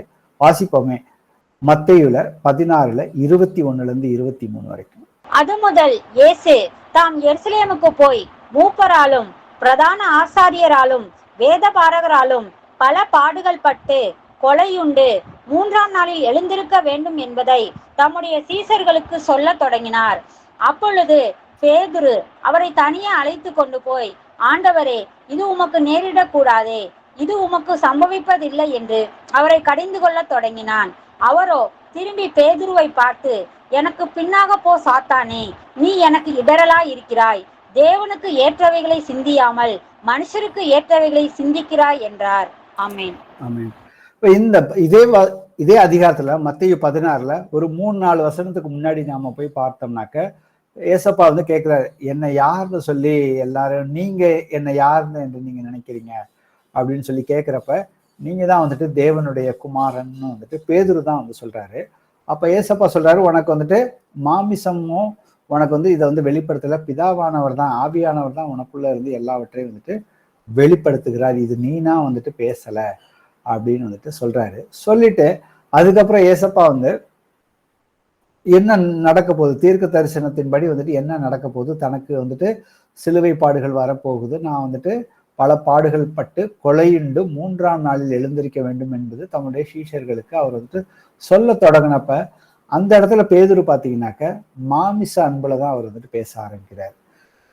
ஒன்று மாமிச அன்பு, ஆனா அவர் கூட வந்துட்டு இத்தனை வருஷம் நம்ம டிராவல் பண்றோம், 3 வருஷமாக அவர் கூட இருக்கும் பொழுது நமக்கு முழு பாதுகாப்பு இருக்குது அப்படிங்கிற எல்லாமே அந்த உணர்ச்சி பூர்வமான வந்துட்டு அவர் வந்துட்டு பேச ஆரம்பிக்கிறார். அவர் மேல வந்துட்டு அவர் மேல வந்துட்டு எந்தவித தப்பும் இல்லை. இந்த இடத்துல வந்துட்டு அவரை வந்துட்டு ஏசப்பா வந்துட்டு எங்கேயுமே வந்துட்டு கடிந்து கொள்ள நேரடியா பார்த்துட்டு, அவரோ திரும்பி பேதுருவை பார்த்து என்ன சொல்றாருன்னா, பேதுரு நீ பேசுறதெல்லாம் தப்பு அப்படிங்கிற மாதிரிலாம் எதுவுமே கர்த்தர் சொல்லவில்லை, எனக்கு பின்னாக போ சாத்தான்னு சொல்லிட்டு அவருக்குள்ள வந்துட்டு அவரோட ஆவியோட, பிசாசின் ஆவி வந்துட்டு வேற விதமா அவரை வந்துட்டு பேச வைக்கிறான். கர்த்தருடைய சித்தத்துக்கு எதிராக வந்துட்டு அவரை வந்து பேச வைக்கிறப்ப கர்த்தர் அதை உடனே வந்துட்டு கடிந்து கொள்கிறார், அதை ஏற்றுக்கொள்ளவில்லை.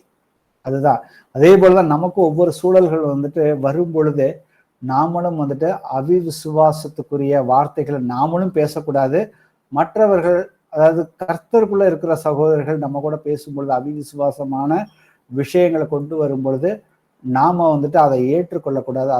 அதை ஏற்றுக்கொள்வதன் மூலியமாக நமக்கு வந்துட்டு அந்த அவிவிசுவாசத்துல பயணிக்கக்கூடிய அதிகமான வாய்ப்புகள் வந்துட்டு வரும். இப்ப இதே ஒரு புறஜாதியர் ஒரு அவிவிசுவாசமான காரியங்களை பேசுறதுக்கும் நம்மளுடைய சகோதரர்களை ஒரு அவிவிசுவாசமான வார்த்தைகளை பேசுவதற்கும் ரெண்டுக்கும் வந்துட்டு விசுவாசம் இருக்கு. ஆனா ரெண்டையுமே ஏற்றுக்கொள்ளக்கூடாது. ஆனா புறஜாதியர்களுக்கு நாம வந்துட்டு சரியான விதத்துல வந்துட்டு நம்மளுடைய நம்பிக்கையை குறித்து பதில் கொடுக்கணும்.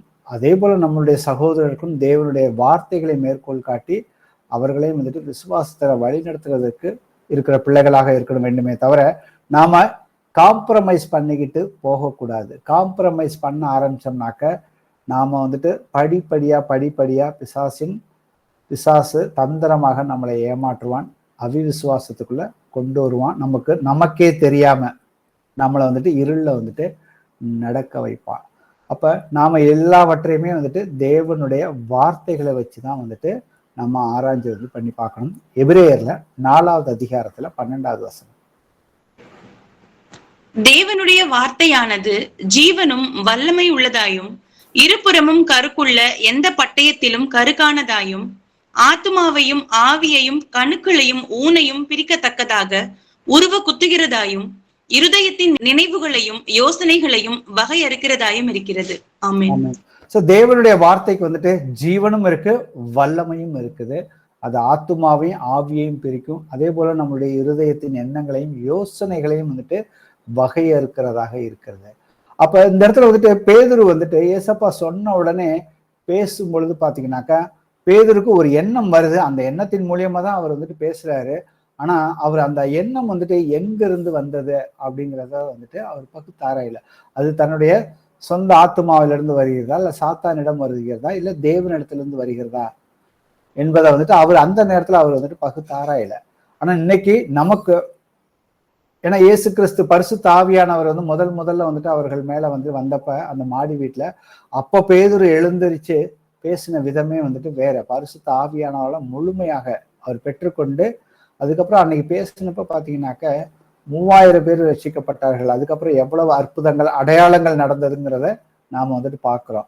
ஸோ அதே போலதான் நாமளும் தேவனுடைய ஆவியை பெற்றுக்கொண்டவர்கள். அப்ப நமக்கு ஒரு எண்ணம் வரும் பொழுது அந்த எண்ணத்தை வந்துட்டு சரியா வந்துட்டு பகுத்து ஆராயிரமா இல்லையாங்கிறத பார்க்கணும். ஏன்னா தேவனுடைய வார்த்தை ஒவ்வொன்று பார்த்தீங்கன்னாக்க நம்மளுடைய மனிதனுடைய ஆளுமையின் ஒவ்வொரு பகுதிகளிலும் ஊடுருகிறது.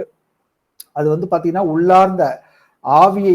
இன்னொரு விஷயம் பார்த்தீங்கன்னா தேவனுடைய வார்த்தை வந்து கணுக்களையும் ஊனையும் பிரிக்கத்தக்கதாக உருவ குத்துகிறதாயின்னு இருக்கு. அப்ப அந்த கணுக்களையும் ஊனுகளைனாக்க அந்த எலும்பையும் அந்த எலும்புக்குள்ளாக இருக்கிற அந்த மஞ்சையும் அந்த எலும்போட ஜாயிண்ட்டும் அந்த மஞ்சையுமே வந்துட்டு பிரிக்கத்தக்க வல்லமை உள்ளது. அது அந்த அளவுக்கு தேவனுடைய வார்த்தைக்கு வந்துட்டு ஜீவன் இருக்குது, வல்லமை இருக்குது. அப்ப இதை நாம வந்துட்டு புரிந்து கொள்ள வேண்டும். இருபுறமும் வந்துட்டு கூர்மை உள்ளது, எந்த பட்டயத்தை விட கூர்மையானது. அப்ப இன்னைக்கு பாத்தீங்கன்னா பல கிறிஸ்தவர்கள் தாங்கள் பெற்றுக்கொண்ட அதிகாரத்துடன் சாத்தானையும் அவனுடைய தந்திரங்களையும் எதிர்த்து போராட தயாராக தான் இருக்கிறாங்க. எல்லாருமே அந்த ஞானஸ்தானம் எடுத்தவர்களுக்கு எல்லோருக்குமே அந்த ஜீல் வந்துட்டு இருக்குது. நான் கர்த்தருக்காக வாழ போறேன்னு சொல்லியிருக்கேன். ஆனா கர்த்தர் சொல்லியிருக்காரு நீங்க முடிவு பரியந்தமும் நிலைத்து இருக்கணும்னு சொல்லி. ஆனா இன்னைக்கு கர்த்தருடைய அந்த பிசாசனுடைய அந்த போராட்டத்துல தைரியமாக எல்லோருமே வந்துட்டு போராட தயாராக இன்னைக்கு அநேக கிறிஸ்தவர்கள் இருக்கிறார்கள். ஆனா அவர்களுடைய தனிப்பட்ட ஆவிக்குரிய அந்த போராட்டத்துல தங்களுடைய சொந்த வாழ்க்கையில அந்த கனிகளை கொடுக்கக்கூடிய அந்த விஷயத்துல வந்துட்டு ஏதாவது ஒரு விதத்துல வந்துட்டு சாத்தானுக்கு எதிராக போராடுவதில் வந்துட்டு சோர்வடைகிறார்கள். ஸோ அந்த விஷயத்துல வந்துட்டு நாம வந்துட்டு ஜாக்கிரதையா இருக்கணும். நம்ம உள்ளான மனுஷன்ல வந்துட்டு எந்த அளவுக்கு நாம வந்துட்டு வல்லமையாக பலப்படுகிறோம் அப்படிங்கிறத நிதானிச்சு பார்க்க வேண்டும். ரோமர்ல 7வது அதிகாரத்துல 22 - 23 வரைக்கும். உள்ளான மனுஷனுக்கு ஏற்றபடி தேவனுடைய நியாய பிரமாணத்தின் மேல் பிரியமாய் இருக்கிறேன். ஆகிலும் என் மனதின் பிரமாணத்துக்கு விரோதமாய் போராடுகிற வேறொரு பிரமாணத்தை என் அவயவங்களில் இருக்க காண்கிறேன். அது என் அவயவங்களில் உண்டாயிருக்கிற பாவ பிரமாணத்துக்கு என்னை சிறையாக்கி கொள்ளுகிறது. ஆமென். இப்ப இந்த ரோமர் 7வது அதிகாரத்துல பாத்தீங்கன்னாக்க யார்கிட்ட அவர் பேசுறாருனாக்க நியாயப்பிரமாணத்தை அறிந்திருக்கிறவர்களுடனே பேசுகிறேன்னு சொல்லிதான் ரோமர் 7வது அதிகாரத்துல முதல் வசனம் அப்படிதான் ஆரம்பிக்குது. அப்ப இந்த இடத்துல வந்து அவர் நியாயப்பிரமாணத்தை குறித்து கேட்கிறாரு. தான் வந்து முன்ன இருந்த காலத்துல கர்த்தராகி இயேசு கிறிஸ்துவ சொந்த இரட்சகராக ஏற்றுக்கொள்வதற்கு முன்னாடி அவருக்கு அந்த நியாயப்பிரமாணம் முழுவதுமாக தெரியும். ஆனா அந்த நியாயப்பிரமாணத்தை அவர் நியாயப்பிரமாணத்துல இருக்கிற நல்ல விஷயங்களை அவர் வந்துட்டு செய்யணும்னு நினைக்கிறாரு. ஆனா அதை வந்துட்டு அவரால் வந்துட்டு செய்ய முடியல. அதற்கு காரணம் வந்துட்டு என் மனதின் பிரமாணத்திற்கு விரோதமாக போராடுகிற வேறு ஒரு பிரமாணத்தை என் அவயங்களில் இருக்க காண்கிறேன். அது என் அவயங்களில் உண்டாயிருக்கிற பாவ பிரமாணத்துக்கு என்னை சிறையாக்குகிறது. அப்ப இதை வந்துட்டு நம்மளுடைய போராட்டமே நம்மளுடைய மனதுல தான் வந்துட்டு இருக்குதுங்கிறத இந்த வசனம் வந்துட்டு தெளிவாக வந்துட்டு பார்க்க வேண்டும். நம்மளுடைய மனது, நம்ம அதை வந்து ஆத்துமாவை தான் குறிக்குது. ஆத்துமாவுடைய ஒரு செயல்பாடு தான் நம்மளுடைய மனதுடைய செயல்பாடு. அந்த மனதின் மூலியமாக தான் நமக்கு எண்ணங்கள் வருகிறது. நம்மளுடைய ஞாபகங்கள், நம்மளுடைய கற்பனை திறன்கள், நம்மளை சுற்றி விழிப்புணர்வுகள், என்ன நடக்குது, ஒரு காரியத்தை நம்மளால செய்யவும் முடியும். அதனுடைய கற்பனை திறனுக்கு ஏற்றபடி இன்னைக்கு இருக்கிற கண்டுபிடிப்புகள் எல்லாம் வந்துட்டு அந்த மாதிரி வந்த விஷயங்கள் தான். அப்ப நாம எது சரி எது தவறு, அதுக்கப்புறம் எது சரின்னு கர்த்தர் சொல்லியிருக்காரோ அதுல தான் வந்துட்டு நான் வந்துட்டு முழுமையா வந்துட்டு என்னை ஈடுபடுத்தி கொள்ள வேண்டும். அதுல நான் வந்து உறுதியா நிக்கணும். அப்பதான் வந்துட்டு அங்க வந்துட்டு கர்த்தர் நம்மளை வந்துட்டு முழுமையாக அவர் வந்துட்டு எல்லா காரியத்திலையும் நாம் வந்துட்டு பயன்படுத்த முடியும். அதற்கு நம்மளுடைய எண்ணங்களை வந்துட்டு கர்த்தருக்கு வந்துட்டு சிறைப்படுத்துகிற பிள்ளைகளாக இருக்கணும். வாசிப்போமே 2 கொரிந்தியர்ல 10:4 முதல் 6 வரைக்கும் உள்ள வசனங்கள். எங்களுடைய போராயுதங்கள் மாம்சத்துக்கு ஏற்றவைகளா இராமல் அரண்களை நிர்மூலமாக்குகிறதற்கு தேவபலம் உள்ளவைகளாய் இருக்கிறது. அவைகளால் நாங்கள் தர்க்கங்களையும் தேவனை அறிகிற அறிவுக்கு விரோதமாய் எழும்புகிற எல்லா மேட்டிமையையும் நிர்மூலமாக்கி எந்த எண்ணத்தையும் கிறிஸ்துவுக்கு கீழ்ப்படிய சிறைப்படுத்தியுள்ளாய் இருக்கிறோம். உங்கள் கீழ்ப்படிதல் நிறைவேறும் போது எல்லா கீழ்ப்படியாமைக்கு தக்க நீதியுள்ள தண்டனையை செலுத்த ஆயத்தமாய் இருக்கிறோம். ஆமென். சோ உங்கள் கீழ்ப்படிதல் நிறைவேறும் பொழுது நம்ம வந்துட்டு தேவனுடைய வசனத்துக்கு நாம கீழ்ப்படிந்து நடக்கும் பொழுதுதான் வந்துட்டு பிசாசானவனை நாம வந்துட்டு வெல்ல முடியும், மேற்கொள்ள முடியுங்கிறது தான் வந்துட்டு வேதத்துல உள்ள அடிப்படை. அதற்கு நம்மளுடைய எண்ணங்கள் தான். நாம செய்கிற ஒவ்வொரு செயல்களுமே கர்த்தர் சொல்லியிருக்காரு, நான் பரிசுத்தர், நீங்கள் உங்கள் நடக்கைகள் எல்லாவற்றிலுமே பரிசுத்தராக இருங்கள்னு வந்து கர்த்தர் சொல்லியிருக்காரு. அப்ப நாம எந்த ஒரு செயலையும் செய்யும் பொழுது முதல்ல வந்துட்டு நமக்குள்ள வருகிறது அந்த எண்ணத்தின் மூலியமா தான் வருது. அந்த எண்ணம் எப்படி வருகிறது என்று நாம வந்துட்டு தேவனை அறிகிற அறிவின் மூலியமாக அந்த எண்ணத்தை வந்துட்டு பகுத்து ஆராய்ஞ்சு இது கிறிஸ்துவுக்கு சித்தமானதா இல்லையா அப்படிங்கிறத நாம வந்து கண்டுபிடிச்சு அதை நான் வந்துட்டு ஏசப்பாவுக்கு வந்துட்டு கிறிஸ்துவுக்கு கீழ்ப்படிய சிறைப்படுத்துகளாக இருந்தோம்னாக்க நம்மளால வந்துட்டு பிசாசானுடைய தந்திரங்கள், சோதனைகள் எல்லாவற்றிலையும் நம்மளால ஜெயம் கொள்ள முடியும். ஏற்கனவே வந்து கர்த்தர் வந்துட்டு பிசாசானவனை தோற்கடித்து விட்டார். அவனுக்கு ஒரு வல்லமையும் கிடையாது. ஆனா அவனுக்கு அந்த வல்லமையும் அதிகாரத்தை நாம வந்துட்டு நம்முடைய செயல்கள் மூலியமாக தேவனுக்கு விரோதமாக நாம செயல்பட்டால் அவன் நம் மீது வந்துட்டு ஆதிக்கம் கொள்வதற்கு அவனுக்கு நாமே அதிகாரத்தை கொடுத்து விடுகிறோம். அப்ப இதை நாம வந்து மேற்கொள்வதற்கு தேவனுடைய ஆவியின் பட்டயத்தை நாம எப்பொழுதுமே தேவனுடைய வசனத்தை முழுமையாக தெரிந்து கொண்டு அந்த வசனத்தின் மூலியமாக கர்த்தர்கிட்ட வந்துட்டு பேசணும். அந்த வேத வசனத்துக்கு விரோதமாக எதையுமே வந்துட்டு சொல்லவும் கூடாது, பேசவும் கூடாது, சிந்திக்கவும் கூடாது. அப்படி அந்த மாதிரி சிந்தனைகள் வரப்போ வந்துட்டு நாம எப்படி நடந்துக்கணும் அப்படிங்கிறதுக்கு ஆவியானவர் நமக்குள்ள இருக்கிறாரு. அவர்கிட்ட கேட்டு சுயபுத்தின் மேல சாயாம அவர்கிட்ட ஒவ்வொன்றையும் கேட்டு நாம செய்யும் பொழுது நமக்கு வந்துட்டு கர்த்தர் நன்மைக்கு ஏதுவானதை தான் வந்துட்டு நம்மளை வந்துட்டு நடத்தி கொண்டு செல்வார். 1 கொரிந்தியர் 4:6 வாசிப்போம். சகோதரரே, எழுதப்பட்டதற்கு மிஞ்சி என்ன வேண்டாம் என்று நீங்கள் எங்களாலே கற்றுக்கொள்ளவும் ஒருவனும் ஒருவன் நிமித்தம் மற்றொருவனுக்கு விரோதமாய் இருமாப்படையாதிருக்கவும் நான் உங்கள் நிமித்தம் என்னையும் அப்பல்லோவையும் திருஷ்டாந்தமாக வைத்து இவைகளை எழுதினேன். ஆமென். மிஞ்சின நீதிமானாக இருக்க வேண்டாம்னு கர்த்தர் சொல்லியிருக்காரு. அதே போலதான் வந்துட்டு தேவனுடைய வசனத்திற்கு மிஞ்சி நாம வந்துட்டு எதையும் வந்துட்டு செய்ய வேண்டாம். அவருடைய வசனத்தை மட்டும் நாம வந்துட்டு சரியா வந்துட்டு தியானிச்சு அதன்படி நடக்க வேண்டும். அப்போஸ்தலர் 17:11 வாசிப்போம். அந்த பட்டணத்தார் மனோவாஞ்சையாய் வசனத்தை ஏற்றுக்கொண்டு காரியங்கள் இப்படி இருக்கிறதா என்று தினந்தோறும் வேத வாக்கியங்களை ஆராய்ந்து பார்த்ததினால் தெசலோனிக்கேயில் உள்ளவர்களை பார்க்கிலும் நற்குணசாலிகளாய் இருந்தார்கள். ஆமென். பவுல் போய் பெராயா நாட்டு மக்களுக்கும் தெசலோனியர் மக்களுக்கும் அவர் வந்து வேதத்தை வந்துட்டு போதிக்கிறாரு. கர்த்தர் இப்படிதான் வந்துட்டு சொல்லி இருக்கிறாரா அப்படின்னு சொல்லிட்டு அவங்க வந்துட்டு பழைய ஏற்பாட்டு வார்த்தைகளை வந்துட்டு ஆராய்ந்து பார்க்கும் பொழுது அவர்கள் வந்துட்டு அதை முழுமையாக விசுவசித்தார்கள். விசுவசித்து தங்களுடைய புதிய மனிதனுக்குரிய செயல்களை வந்துட்டு அவர்கள் வந்துட்டு கிருகையில வந்துட்டு காட்ட ஆரம்பிச்சார்கள். அதனாலதான் வந்துட்டு தெசலோனியர்களை காட்டிலும் பெரோயா நாட்டு மக்கள் வந்துட்டு நற்குணசாலிகளாக இருந்தார்கள் போட்டிருக்கு. அதே போலதான் இன்னைக்கு வந்துட்டு நமக்கு வந்துட்டு அந்த வேதத்தை குறித்த அர்த்தங்கள், தீர்க்க தரிசனம் குறிச்ச இன்னைக்கு வந்து அநேக மீடியாக்கள் மூலியமாகவும் இல்லை மற்ற எவ்வளவோ போதகர்கள் மூலியமாகவும் நமக்கு கேட்பதற்கு வாய்ப்புகள் அதிகமாக இருக்கிறது. சில நேரத்தில் அதை வந்துட்டு நம்பக்கூடிய வகையிலையும் வந்துட்டு அவர்கள் வந்துட்டு சான்றுகளையும் எடுத்து வைக்கிறார்கள். ஆனா அப்படி எல்லாரும் சொல்வது சரியா இல்லையா அப்படிங்கிறத வந்துட்டு நாமளும் வந்துட்டு வேதத்தை வந்துட்டு எடுத்து அதை வந்து ஆராய்ச்சி பண்ணி பார்க்கணும். எதற்காக ஆராய்ச்சி பண்ணி பார்க்க கருத்து சொல்றாருனாக்க நாம ஏதாவது ஒரு கர்த்தருக்கு விரோதமாக அவிவிசுவாசத்துல நாம என்னைக்குமே போயிடக்கூடாதுங்கிறதுக்காக தான் வந்துட்டு திரும்ப திரும்ப கர்த்தர் வந்துட்டு இந்த சர்வாயுத வர்க்கத்தை வந்துட்டு நாம எப்பொழுதுமே எடுத்துக்கொண்டு அதன்படி நாம நடக்க ஆரம்பிச்சோம்னாக்க நமக்கு எளிமையாக பிசாசின் போராட்டத்தை வந்துட்டு வெல்ல முடியும்னு சொல்லியிருக்காரு.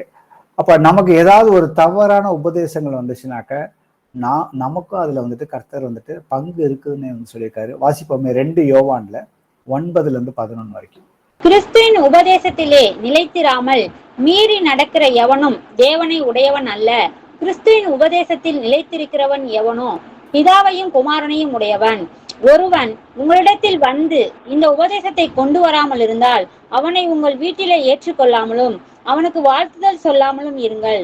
அவனுக்கு வாழ்த்துதல் சொல்லுகிறவன் அவனுடைய துர்க்கிரியைகளுக்கும் பங்குள்ளவனாகிறான். ஆமென். ஆமென். இப்ப கிறிஸ்துவின் உபதேசத்தில் நிலைத்திருக்கிறவனே பிதாவையும் குமாரனையும் உடையவன் போட்டிருக்கிறது. அப்ப கிறிஸ்துவின் உபதேசம் எங்க போய் நம்ம வந்து பார்க்கலாம்னா அடிப்படை உபதேசம் எபிரேயர்ல 6வது அதிகாரத்துல முதல் 2 வசனங்கள் அடிப்படையான உபதேசங்கள் வந்துட்டு நாம வந்துட்டு அடிப்படையா மனம் திரும்ப வேண்டும். அதற்கு தேவன் பேரில் வந்துட்டு விசுவாசம் வைக்க வேண்டும். அதற்கப்புறம் நாம ஞானஸ்தானங்களுக்கு அடுத்த உபதேசம்னு சொல்லியிருக்கிறாரு. அதுக்கப்புறம் கைகளை வைக்குதல், நித்திய நியாய தீர்ப்புன்னு சொல்லியிருக்காரு. அதுக்கப்புறம் வந்துட்டு உயிர்த்தெழுதல். இதுதான் வந்துட்டு அடிப்படையான உபதேசங்கள். இந்த அடிப்படை உபதேசம் இருந்தாதான் நாம வந்துட்டு அடுத்த வந்துட்டு பரிபூரணத்துல நாம வந்துட்டு பயணிக்கவே முடியும். இந்த அடிப்படை உபதேசத்திலே நமக்கு வந்துட்டு தடைகளோ இல்லை அவிவிசுவாசத்துக்குரிய காரியங்கள் இருந்தாக்க நம்ம வீடு எங்க கட்டியிருக்கோம்னா மணல் மேலதான் வந்து வீடு கட்டியிருக்கோம்னு சொல்லி ஏசப்பா மத்தேயுல 7வது அதிகாரத்துல வந்து சொல்லியிருக்காரு. அப்ப இன்னைக்கு இங்க இருக்கிறவர்கள் அநேகர் பாத்தீங்கன்னாக்க துவக்கத்துல 2வது தடவை இல்ல 3வது தடவை ஞானஸ்தானம் எடுத்திருப்போம். இயேசு கிறிஸ்துவின் நாமத்தினால நாம எடுக்கிற ஞானஸ்தானம் சரிங்கிறத வேதத்தை ஆராய்ச்சி பண்ணி பார்த்து சாட்சிகள் மூலியமாகவும் வந்து கர்த்தர் நமக்கு நிறைய காரியங்களை வெளிப்படுத்தி அதை வந்து இன்னைக்கு நாம வந்து கை கொண்டு இன்னைக்கு நிறைய பேர் வந்துட்டு இயேசுவின் நாமத்தினால ஞானஸ்தானம் எடுத்திருக்கோம். ஏன்னா ஞானஸ்தானத்துக்கு அடுத்த உபதேசங்கிற ஒரு காரியத்தை வந்து கர்த்தர் வந்துட்டு வச்சிருக்கிறாரு. அப்ப ஏசப்பா பிதா குமாரன் பரிசுத்தாவின் நாமத்தினால எடுத்தாங்க. ஆனா வேதத்தை ஆராய்ச்சி பண்ணி பாக்குறப்ப அப்படி யாருமே எடுக்கல. அப்ப நமக்கு போதிச்சவங்க, இதற்கு முன்னாடி போதிச்சவங்க சரியா போதிச்சாங்களா இல்லையா அப்படிங்கிறத நம்ம ஆராய்ச்சி பண்ணி பார்த்துட்டு அதுக்கப்புறம் நம்ம வந்து வேதத்துல உள்ள சாட்சிகள் எத்தனை ஞானஸ்தானங்கள் எப்படி கொடுக்கப்பட்டதுன்னு பார்த்துட்டு அதுக்கப்புறம் இங்க நம்ம சகோதரர்களோட நாம வந்துட்டு கலந்து ஆலோசித்து அதுக்கப்புறம் தேவன் வந்து நமக்கு வந்து முழு சமாதானத்தை கொடுக்குறப்பதான் வந்துட்டு நம்ம வந்துட்டு ஞானஸ்தானம் வந்து எடுத்திருப்போம். அது போலதான் ஒவ்வொரு காரியத்தையும் நாம வந்துட்டு ஆராய்ச்சி பண்ணி பார்க்க வேண்டும். ஏன்னா தேவனுடைய வார்த்தை வந்துட்டு நமக்கு வந்துட்டு நம்மை பாதுகாப்பதற்கும் அதே போல நம்மளை எப்படி பாதுகாக்கணும், நம்முடைய எண்ணங்களை, நம்முடைய மனப்பான்மைகள், நம்முடைய குணாதிசயங்கள், அந்த ஆவியின் கனியில நாம வந்துட்டு வளர வேண்டும். அன்பு, சந்தோஷம், சமாதானம், நீடிய பொறுமை, சாந்தம், தயவு, நற்குணம், விசுவாசம், இந்த 9 குணாதிசயங்கள் நமக்கு வந்து கர்த்தரை போல நாமளும் வந்துட்டு இருக்கணுங்கிறது தான் அவருடைய சித்தமாக இருக்குது. ஏன்னா நம்மளை எப்படி வந்துட்டு அவர் வந்துட்டு ஜெனிப்பித்தார். யாக்கோபு 1:18 வாசிப்போம். அவர் சித்தம் கொண்டு தம்முடைய சிருஷ்டிகளில் நாம் முதற் பலன்கள் ஆவதற்கு நம்மை சத்திய வசனத்தினாலே ஜெனிப்பித்தார். ஆமென். சோ நம்ம வந்து கர்த்தர் வந்துட்டு சத்திய வசனத்தினாலதான் வந்துட்டு ஜெனிப்பித்தார். அப்ப நாம வந்துட்டு இதுவரைக்கும் அவருடைய வார்த்தைகள் தெரியாததுனால வந்துட்டு பாவத்துல நிலைத்திருந்து நம்மளுடைய மனசும் மாமிசமும் நம்ம விரும்பினதை எல்லாம் வந்துட்டு செஞ்சுக்கிட்டு இருந்தோம். ஆனா கிறிஸ்துவனுடையவர்கள் தங்கள் மாமிசத்தையும் அதன் ஆசை இச்சைகளையுமே சிலுவையில் அறைந்திருக்கிறார்கள். எப்படி அறைந்திருக்கிறார்கள்? சத்திய வசனத்தினால நாம வந்துட்டு மறுபடியும் வந்துட்டு பிறந்திருக்கோம். அப்ப விசுவாசத்தினால நாம வந்துட்டு ஒவ்வொரு நாளும் வந்து நாம நடக்கும் பொழுது நம்மளுடைய விசுவாசத்தை குறித்து, ஏன்னா நாம வந்துட்டு பிசாசனுடைய ராஜ்யத்தை எப்படி உடைக்க முடியும்னாக்க எளிமையா வந்துட்டு சுவிசேஷத்தை மற்றவர்கள்ட்ட சொல்லும் பொழுது அவனுடைய ராஜ்யத்தை வந்துட்டு அந்த இருளில் அந்த சிக்கி கொண்டிருக்கிற அநேகரை வந்துட்டு தேவனுடைய ராஜ்யத்திற்கு வந்துட்டு கொண்டு வர முடியும். ஆனா நாம வந்துட்டு இந்த மாதிரி வந்துட்டு இன்னைக்கு அநேக நாடுகள்ல வந்துட்டு குறிப்பா தேவனை அறியாத நாடுகள் இருக்கிற அநேகர் வந்துட்டு இன்னைக்கு சுவிசேஷம் பரவுவதற்கு அந்த வேதாகமம் வந்துட்டு பைபிளே எடுக்கக்கூடாதுன்னு சொல்லி இன்னைக்கு வந்துட்டு தடை பண்ணி கொண்டு இருக்கிறார்கள். இது எல்லா காலத்திலயும் வந்துட்டு இருக்கிறது. இப்ப இந்த கடைசி காலத்திலேயே வந்துட்டு அது அதிகபட்சமாக இருக்குது. இருந்தாலும் வந்துட்டு தேவனுடைய அந்த சுவிசேஷமானது எல்லோருக்குமே வந்துட்டு இது அறியப்படும். அப்பொழுதுதான் முடிவு வரும்னு வந்து கர்த்தர் வந்து சொல்லியிருக்காரு. அப்ப நம்மளால முடிஞ்ச அளவுக்கு வந்துட்டு பிசாசின் ராஜ்யத்தை வந்துட்டு அவனுடைய ராஜ்யம் வந்து வளர்வதற்கு நாம எப்பொழுதுமே வந்துட்டு கர்த்தருக்கு உறுதியாக இருக்கணும். அப்ப அதற்கு உண்டான காரியம் என்ன, அவருடைய வார்த்தைகள் வந்துட்டு ஒன்றுமே வந்துட்டு கிரிகை செய்யாம வராதுன்னு வந்து கர்த்தர் சொல்லியிருக்காரு. ஏசாயால 55:10-11 வாசிப்போம். மாரியும் உறைந்த மழையும் வானத்திலிருந்து இறங்கி அவ்விடத்திற்கு திரும்பாமல் பூமியை நனைத்து அதில் முளை கிளம்பி விளையும்படி செய்து விதைக்கிறவனுக்கு விதையையும் புசிக்கிறவனுக்கு ஆகாரத்தையும் கொடுக்கிறது எப்படியோ அப்படியே என் வாயிலிருந்து புறப்படும் வசனமும் இருக்கும். அது வெறுமையாய் என்னிடத்திற்கு திரும்பாமல் அது நான் விரும்புகிறதை செய்து நான் அதை அனுப்பின காரியம் ஆகும்படி வாய்க்கும். ஆமென். தேவனுடைய வார்த்தைக்கு வந்துட்டு வல்லமை இருக்குது. நாம தேவனுடைய வார்த்தையை வந்துட்டு நமக்கு ஒரு பிரச்சனை வரப்ப அதை பயன்படுத்துறப்ப கண்டிப்பா வந்துட்டு அங்க வந்துட்டு ஒரு கிரிகை நடக்கிறத நம்மளால வந்துட்டு பார்க்க முடிகிறது. அதே போல மற்றவருடைய வாழ்க்கையிலையும் வந்துட்டு அவர்களுக்கு ஒரு துன்பம், ஒரு பிரச்சனை, ஒரு நோய் வரும் பொழுது அந்த காரியத்தை குறிச்சும் வந்துட்டு நம்ம ஆவியிலே ஜெபம் பண்ணும் பொழுது அங்க இடத்தையும் வந்துட்டு ஒரு பெரிய அதிசயங்கள் அற்புதங்களையும் நடக்குது. அப்ப நாம வந்துட்டு ஏன்னா கர்த்தர் சொல்லிக்காரு, கெட்ட வார்த்தை ஒன்றும் உங்கள் வாயிலிருந்து புறப்பட வேண்டாம், பிரயோஜனமான வார்த்தைகளை நீங்கள் வந்துட்டு பேசினா நலமாக இருக்கும்னு. அப்ப ஏசப்பா சொல்றாரு இன்னொரு இடத்துல, நான் சொல்லுகிற வசனங்கள் ஆவியும் ஜீவனுமாக இருக்கிறது. அப்ப கர்த்தருடைய ஆவியை பெற்றுக்கொண்டவர்கள் பேசுகிற வார்த்தையும் வந்துட்டு ஆவியும் ஜீவனுமாக தான் இருக்குதுங்கிறத நாம வந்துட்டு நிதானிக்க வேண்டும். நாம வந்து அவிவிசுவாசமான வார்த்தைகளோ இல்ல பிரயோஜனம் இல்லாத வார்த்தைகளை நாம வந்துட்டு எங்கேயாவது பேசிக்கிட்டே இருந்தோம்னாக்க அந்த இடத்துல வந்துட்டு பிசாசுக்கு அநேக இடங்களை நாம வந்துட்டு கொடுக்க வேண்டும். நாம வந்துட்டு சுவிசேஷத்தை அறிவிக்கும் பொழுதோ இல்ல ஒருத்தருக்கு ஜெபம் பண்ணும் பொழுதோ சில நேரங்கள்ல சில பேர் இமீடியட்டா ஏத்துக்குவாங்க, சில பேர் ஏற்றுக்கொள்ள மாட்டார்கள். சில பேர்த்துக்கு ஜெபம் பண்றப்ப, வியாதிக்கு ஜெபம் பண்றப்ப இன்ஸ்டன்டா சுகமாகும், சிலருக்கு உடனே வந்துட்டு சுகமாகாது. ஆனா நாம வந்துட்டு சொல்ல வேண்டிய வார்த்தையை வந்துட்டு விசுவசிச்ச வார்த்தைகளை கரெக்டா நாம வந்துட்டு பயன்படுத்துறப்ப வந்துட்டு அது கண்டிப்பா வந்துட்டு பலன் கொடுக்கும். ஏன்னா 1 கொரிந்தியர்ல 3:6 சொல்லுவாரு, பவுல் சொல்லுவாரு, நான் நட்டேன் அப்போலோ நீர் பாய்ச்சினான், தேவனை விளைய செய்கிறார். அப்ப தேவனுடைய வார்த்தையை நாம விசுவசித்தோம்னாக்க அந்த வார்த்தையை நாம வந்துட்டு சரியான நேரத்துல அந்த வார்த்தைகளை அந்த சூழலுக்கு கர்த்தர் என்ன வார்த்தையை கொடுக்குறாரோ அதை நாம வச்சு நாம ஜெபம் பண்ணணும். அது வந்துட்டு அவர்களுக்கு வந்துட்டு அது ஒரு ஆசீர்வாதமாக, கேட்கிறவர்களுக்கு அது பிரயோஜனமாக இருக்கும். அப்ப நமக்கு அவருடைய வார்த்தைகள், பரிசுத்த ஆவியானவர் நமக்குள்ள இருந்தாருன்னா அவருடைய வார்த்தையை நாம வந்து படிக்கணும். இன்னைக்கு எவ்வளவு பேர் வந்து கிறிஸ்தவர்கள் இருக்கிறாங்க, இன்னைக்கு நம்ம சபைக்குள்ளேயும் இருக்கிறாங்க. வீட்டு சபையில இருந்தும் வந்துட்டு நிறைய பேரால வந்துட்டு முழுமையாக கர்த்தருக்கு நேரத்தை வந்துட்டு செலவிட முடியல. தேவனுடைய வார்த்தையை படிக்க முடியாம இருக்கிறாங்க, இல்ல தியானிக்க முடியாம இருக்கிறாங்க. அந்த வார்த்தைகளை விசுவசித்த வார்த்தைகளை மற்றவர்கள்ட்ட சொல்வதற்கு கூட தயக்கம் இருக்கிறவர்களாகவும் இருக்கிறாங்க. ஆனா அப்படி இருக்கக்கூடாது. விசுவசித்தேன் ஆகையால் நான் வந்துட்டு பேசினேன். வாசிப்போமே யோவான்ல 14:25-26. நான் உங்களுடனே தங்கி இருக்கையில் இவைகளை உங்களுக்கு சொன்னேன். என் நாமத்தினாலே பிதா அனுப்ப போகிற பரிசுத்த ஆவியாகிய தேற்றரவாளனே எல்லாவற்றையும் உங்களுக்கு போதித்து நான் உங்களுக்கு சொன்ன எல்லாவற்றையும் உங்களுக்கு நினைப்பூட்டுவார். ஆமென். ஆமென். நான் பரிசுத்த ஆவியான நமக்குள்ள இருக்கிறப்ப அவருடைய வார்த்தைகளை நாம படிக்கிறப்ப கர்த்தர் அந்த வார்த்தையை வந்துட்டு அவருடைய 2வது உடன்படிக்கை எங்க பண்றாரு, நம்முடைய இருதயத்துலதான் வந்துட்டு என்னுடைய பிரமாணங்களை வைத்து மனதிலே எழுதுவேன் கர்த்தர் சொல்லியிருக்கிறாரு. அப்ப தேவனுடைய அந்த ஆவியின் பட்டயத்தை நாம எப்பொழுதுமே வந்துட்டு இருதயத்துல இருந்தாதான், இருதயத்தின் நிறைவினால் தான் வந்துட்டு வாய் வந்து பேசும். ஏசப்பாவுக்கு வந்து அந்த முதல் 3 சோதனைகள்ல அவர் வந்துட்டு தேவனுடைய வார்த்தையை தான் வந்துட்டு தன் நாவினால வந்துட்டு எடுத்து சொன்னும் பொழுது பிசாசானவனால வந்துட்டு மேற்கொள்ள முடியல, அவன் அங்கிருந்து கிளம்பி விட்டான். ஸோ அதே போலதான் நம்மளுடைய இருதயத்துல வந்துட்டு அவருடைய வார்த்தைகள் மாத்திரம் வந்துட்டு வார்த்தைகள் இருக்கணும். ஆனா அந்த வார்த்தைகள் வெறும் வார்த்தையாக இருக்கக்கூடாது, அது கிரிகைகளோட கலந்து இருக்கணும். அது அந்த விசுவசித்த வார்த்தைகளை வந்துட்டு நாம வந்து கை கொண்டு இருக்க வேண்டும். ஏன்னா மத்தேயுல சொல்லியிருப்பாரு 5:19 இவைகளை கை கொண்டு போதிக்கிறவர்களே பரலோக ராஜ்யத்தில் பெரியவன் எனப்படுவான். மத்தேயு 28:20 சொல்லியிருப்பாரு, நான் உங்களுக்கு கட்டளையிட்ட யாவும் அவர்கள் கை கொள்ளும்படி அவர்களுக்கு உபதேசம் பண்ணுங்கள், இதோ உலகத்தின் முடிவு பரியந்தம் சகல நாட்களிலும் நான் உங்களுடனே இருக்கிறேன். அப்ப பரிசுத்த ஆவியானவர் நாம வந்துட்டு பேசுகிற விசுவாசத்தோட பேசுற அவருடைய வார்த்தைக்கு உயிரோட்டம் எப்ப வரும்னாக்க நாம வந்து விசுவசித்து அதே வார்த்தைகள் வந்து அப்படியே நடக்கும் அப்படின்னு நாம கடுகு விதையளவு அவருடைய வார்த்தையின் மேல விசுவாசம் வச்சோம்னாக்க அது அப்படியே நடக்கும். அதை நாம கை கொண்டு செய்யும் பொழுது, ஏன்னா கிருகை இல்லாத விசுவாசம் செத்த விசுவாசமாக இருக்கிறதுன்னு சொல்லியிருக்காரு.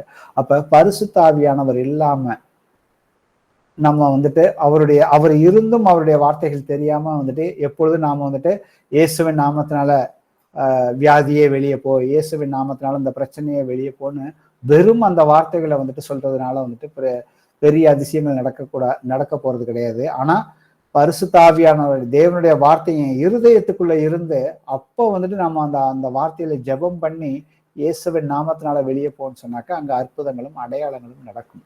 1 கொரிந்தியர்ல 2:14 வாசிப்பாங்க. ஜென்ம சுபாவமான மனுஷனோ தேவனுடைய ஆவிக்குரியவைகளை ஏற்றுக்கொள்ளான். அவைகள் அவனுக்கு பைத்தியமாக தோன்றும். அவைகள் ஆவிக்கு ஏற்ற பிரகாரமாய் ஆராய்ந்து நிதானிக்கப்படுகிறவைகளானதால் அவைகளை அறியவும் மாட்டான். ஆமென். ஆமென். சோ பரிசுத்த ஆவியானவர் இல்லாம வந்துட்டு நம்ம வந்துட்டு தேவனுடைய ஆழங்களையோ அவர் நமக்கு கொடுத்த வாக்கு தத்தங்களையோ இல்ல ஆவிக்குரிய காரியங்களையோ நம்மளால வந்துட்டு அந்த நித்திய ஜீவனை குறித்து நம்மளால வந்துட்டு முழுமையாக உணர்ந்து கொள்ள முடியாது. ஏன்னா பரிசுத்த ஆவியின் இல்லாம தேவனுடைய வார்த்தையை யாராவது படிச்சாங்கன்னாக்கா அது இன்னும் ஒரு சாதாரண ஒரு புஸ்தகத்தை படிப்பது போலதான் வந்துட்டு. அப்ப நாம வந்துட்டு அறிவு சார்ந்து படிக்காம ஆவிக்குரிய ரீதியில நம்மளுடைய அந்த வேதத்துடைய ஆசிரியர் யாரு? கர்த்தராகிய இயேசு கிறிஸ்து. அவர்கிட்ட நம்ம ஒவ்வொருத்தருக்கும் அர்த்தம் புரியல, இதை எப்படி செய்யறது அதை எப்படி செய்யறதுன்னு சொல்லிட்டு நாம அவர்கிட்ட ஒவ்வொன்றா வந்துட்டு கேட்க அவர் எல்லாத்தையும் வந்து கத்துக் கொடுப்பேன்னு சொல்லியிருக்காரு. 1 யோவான்ல 2:27. நீங்கள் அவராலே பெற்ற அபிஷேகம் உங்களில் நிலைத்திருக்கிறது, ஒருவரும் உங்களுக்கு போதிக்க வேண்டுவதில்லை. அந்த அபிஷேகம் சகலத்தையும் குறித்து உங்களுக்கு போதிக்கிறது. அது சத்தியமாய் இருக்கிறது, பொய்யல்ல. அது உங்களுக்கு போதித்தபடியே அவரில் நிலைத்திருப்பீர்களாக. ஆமென். ஆமென். தேவனுடைய வார்த்தை அந்த அபிஷேகம் நமக்குள்ள இருக்குது. அப்ப தேவனுடைய வார்த்தை வந்துட்டு நம்மளுடைய சொந்த பட்டயம் கிடையாது, ஆவியின் பட்டயம். அது ஆவியானவருடைய வார்த்தை. அந்த வார்த்தை நமக்குள்ள இருக்கிறப்ப தேவன் நம்முடைய இருதயத்தை ஆராய்ந்து பார்த்து அவர் பாவம் இருந்துச்சுன்னா பாவத்தை குறித்து கண்டித்து உணர்த்துவாரு. அதே போல நீதியையும் குறித்து நீதியான செயல்களை செய்வதற்கும் நம்மளை வந்துட்டு எப்பொழுதுமே வழி நடத்துகிறவராக இருக்கிறார். அப்ப தேவனுடைய ஆவிக்குரிய அந்த வார்த்தைகள் வந்துட்டு நம்மளுடைய இருதயத்தை வந்துட்டு அறுவை சிகிச்சை வந்துட்டு பண்ணி பார்க்கும். ஆனா இதுக்கு ஒரு நல்ல ஒரு எக்ஸாம்பிள் பாத்தீங்கன்னாக்க அப்போஸ்தலர்ல 2:36-37 வாசிங்க. ஆகையினால் நீங்கள் சிலுவையில் அறைந்த இந்த இயேசுவையே தேவன் ஆண்டவரும் கிறிஸ்துவும் ஆக்கினார் என்று இஸ்ரவேல் குடும்பத்தார் யாவரும் நிச்சயமாய் அறிய கடவர்கள் என்றான். இதை அவர்கள் கேட்ட பொழுது இருதயத்திலே குத்தப்பட்டவர்களாகி பேதுருவையும் மற்ற அப்போஸ்தலரையும் பார்த்து, சகோதரரே, நாங்கள் என்ன செய்ய வேண்டும் என்றார்கள். ஆமென். ஆமென். அப்ப இந்த இடத்துல இயேசு கிறிஸ்துவ பத்தி யூதர்களுக்கு, ஏன்னா ஏசப்பா அங்க 3 வருஷம் வந்துட்டு ஊழியம் வந்து பார்த்தார்கள். அப்ப அவர் செய்த அநேக அற்புதங்களையும் அடையாளங்களையும் இவர்கள் எல்லோருமே அந்த யூதர்கள் வந்து பார்த்தார்கள். சிலுவையில் அதுக்கப்புறம் அறைந்தார்கள். அப்புறம் உயிர் தெழுந்து வந்ததுக்கு அப்புறம் பரிசுத்த ஆவியை பெற்றதுக்கு அப்புறம் பேதுரு வந்துட்டு பேச ஆரம்பிக்கிறப்ப சிலுவையில் அறைந்த இந்த இயேசுவை தேவனும் ஆண்டவரும் ஆக்கினாவர் என்று இஸ்ரவேல் குடும்பத்தார் யாவரும் நிச்சயமாய் அறிய கடவர்கள்னு சொல்றப்ப அவர்கள் எல்லோருமே வந்துட்டு அப்பதான் வந்துட்டு அவர்களும் வந்துட்டு பழைய ஏற்பாட்டு அந்த வசனங்களை வந்துட்டு, ஏன்னா ரெஃபரன்ஸ் அங்க வந்து காட்டுறாரு. நீங்க 2வது அதிகாரத்தை படிச்சு பாத்தீங்கன்னா உங்களுக்கு தெரியும், யோவேல் சொன்ன வசனத்தை வந்து மேற்கோள் காட்டுறாரு. அப்ப அவர்கள் வந்துட்டு இருதயத்தில் குத்தப்பட்டவர்களாய் அப்படின்னு போட்டிருக்கு. தேவனுடைய வார்த்தையானது வல்லமையும் ஜீவன் உள்ளதுமாகவும் இருதயத்தின் நினைவுகளையும் யோசனைகளையும் வகையறுக்கிறதாகவும் இருக்குதுங்கிறப்ப அவர்கள் கேட்ட பொழுது அந்த வார்த்தைகளை அவர்கள் வந்துட்டு ஏன்னா பழைய ஏற்பாட்டு வசனங்களை அவர்கள் வந்து விசுவசிக்கிறாங்க. அந்த பழைய ஏற்பாட்டு வசனத்தின்படி இந்த தீர்க்க தரிசனங்களின்படிதான் இப்படி நடந்துச்சுன்னு சொல்லி அவர்கள் உணர்ந்து தாங்கள் வந்துட்டு தவறு செய்தோம் என்று அங்க வந்துட்டு அவர்கள் வந்துட்டு குத்தப்பட்டார்கள். அப்ப கர்த்தர் வந்துட்டு அங்க வந்துட்டு இந்த மாற்றத்தை கொண்டு வர்றார். ஏன்னா அவருடைய வார்த்தை வந்துட்டு அது வந்து கிரிகை செய்யாம திரும்பி வராதுன்னு வந்துட்டு சொல்லியிருக்கிறப்ப கண்டிப்பா கர்த்தருடைய வசனத்தை கலப்பு இல்லாமல் சத்தியத்தோடு போதிக்கும் பொழுது கண்டிப்பா அங்க வந்துட்டு மற்றவர்களுடைய மனதில் வந்துட்டு ஆவியானவர் ஏதோ ஒரு மாற்றத்தை வந்துட்டு கொண்டு வருவார். அது நமக்கு தெரியாது, அது என்னைக்காவது ஒரு நாளைக்கு வந்துட்டு முளைச்சு வரும். அப்போஸ்தலர் 16:14 வாசிப்பாங்க. அப்பொழுது தியத்தீரா ஊராளும் இரத்தாம்பரம் விற்கிறவளும் தேவனை வணங்குகிறவளும் ஆகிய லீதியாள் என்னும் பேருள்ள ஒரு ஸ்திரீ கேட்டுக்கொண்டிருந்தாள். பவுல் சொல்லியவைகளை கவனிக்கும்படி கர்த்தர் அவள் இருதயத்தை திறந்தருளினார். ஆமென். ஆமென். ஸோ கர்த்தர் வந்துட்டு நம்ம கர்த்தருடைய வசனத்தை நாம வந்து மற்றவர்கள்ட்ட சொல்றப்ப வந்துட்டு கண்டிப்பா வந்துட்டு அங்க கிருகை நடக்கிறப்ப வந்துட்டு கர்த்தர் வந்துட்டு இருதயத்தை எப்படி வந்துட்டு இங்க லீதியாளுக்கு வந்துட்டு திறந்தாரோ அதே போலதான் நாமளும் வந்துட்டு விசுவசித்த வார்த்தைகளை வந்துட்டு நாம கை கொண்டு நாம வந்துட்டு பயன்படுத்த வேண்டும், மற்றவர்களுக்கும் அதை வந்துட்டு சொல்லிக் கொடுக்க வேண்டும். ஏன்னா இங்க வந்துட்டு தேவனுடைய வார்த்தையை வந்துட்டு கிரேக்க பதத்துல பார்த்தோம்னா 2 வார்த்தைகள் இருக்கு. ஒண்ணு வந்துட்டு லோகாஸ்ன்னு இருக்கு. அதுக்கு என்ன அர்த்தம்னாக்க எழுதப்பட்ட தேவனுடைய வார்த்தை, ரீமா, அதாவது வந்துட்டு தேவனாலே வந்துட்டு த ஸ்போக்கன் வேர்ட். ஒன்று த ரிட்டன் வேர்ட், இன்னொன்னு பாத்தீங்கன்னாக்க த ஸ்போக்கன் வேர்ட், தேவனுடைய பேசப்படும் வார்த்தையானது. இது ரெண்டும் என்னன்னு பாத்தீங்கன்னாக்க தேவனுடைய வார்த்தைகள், எழுதின வார்த்தைகளை நாம வந்துட்டு படிக்கிறோம், அதை வந்துட்டு தியானிக்கிறோம். ஆனா அந்த ஸ்போக்கன் வேர்ட் அப்படிங்கிறப்ப பாத்தீங்கன்னா ஒருத்தருடைய சூழலுக்கு, என்னுடைய சூழலுக்கு இப்ப எனக்கு ஒரு எங்க வீட்டுல யாருக்காவது உடம்பு சரியில்லைனாக்க, நான் யாருக்காவது எனக்கு ஃபோன் பண்ணி கேட்கறாங்க, இல்ல நான் யாரையாவது சந்திக்க போறப்ப அவங்களுக்கு உடம்பு சரியில்லைனாக்க அவர்களுடைய சூழலுக்கு அந்த வார்த்தை, தேவனுடைய வார்த்தை, இயேசு கிறிஸ்துவின் தழும்புகளால் நீங்கள் வந்துட்டு சுகமாகிறீர்கள், அதுதான் வந்துட்டு ரீமா. இந்த எழுதப்பட்ட அந்த லோகாசும் இது ரெண்டும் ஒன்று சேர்ந்து நம்ம இருதயத்திலிருந்து இந்த நாவினால வரும் பொழுது அங்க வந்துட்டு பிசாசின் ராஜ்யம் வந்துட்டு அங்க வந்து உடையப்படுகிறது. அப்ப நாம பேசுகிற வார்த்தைகள், அந்த வார்த்தைய, அந்த ஒவ்வொரு சூழல் இருக்கு. கர்த்தர் சொல்லியிருக்காரு, கோபம் கொண்டாலும் பாவம் செய்யாதீர்கள்னு சொல்லி வசனம் வந்து அது எழுதப்பட்ட வார்த்தைகள். எனக்கு கோபம் வரும் பொழுது நான் வந்துட்டு பாவம் செய்யக்கூடாதுன்னு சொல்லிட்டு நான் அந்த வசனங்களை விசுவசித்து கர்த்தர்கிட்ட ஜெபம் பண்றப்ப அந்த 2 வார்த்தைகள், அந்த ஸ்போக்கன் வேர்டு, அதான் ரீமா. அப்ப அந்த 2 வார்த்தைகளும் சேர்றப்ப, ஏன்னா கர்த்தர் என்ன சொல்லிருக்காரு, எங்கு 2 அல்லது 3 என் நாமத்தினாலே ஒரு காரியத்தை குறித்து விசுவாசத்தோடு இந்த பூமியில கேட்டீங்கன்னா அது வந்து நடக்கும்னு சொல்லியிருக்காரு. அப்ப எழுதப்பட்ட வார்த்தைகள், அந்த எழுதப்பட்ட வார்த்தைகளை நான் வந்துட்டு அதை விசுவசித்து அதை நான் வந்து பயன்படுத்துறப்ப, விசுவாசத்தோட பயன்படுத்துறப்ப அங்க வந்து கண்டிப்பா வந்துட்டு கிருகை வந்துட்டு நடக்கிறது. அப்ப சகல விதமான கசப்பும் கோபமும் மூர்க்கமும் கூக்குரலும் தூஷணமும் மற்ற எந்த துர்க்கணமும் உங்களை விட்டு நீங்க கடவதாக. இது எழுதப்பட்ட வார்த்தைகள்.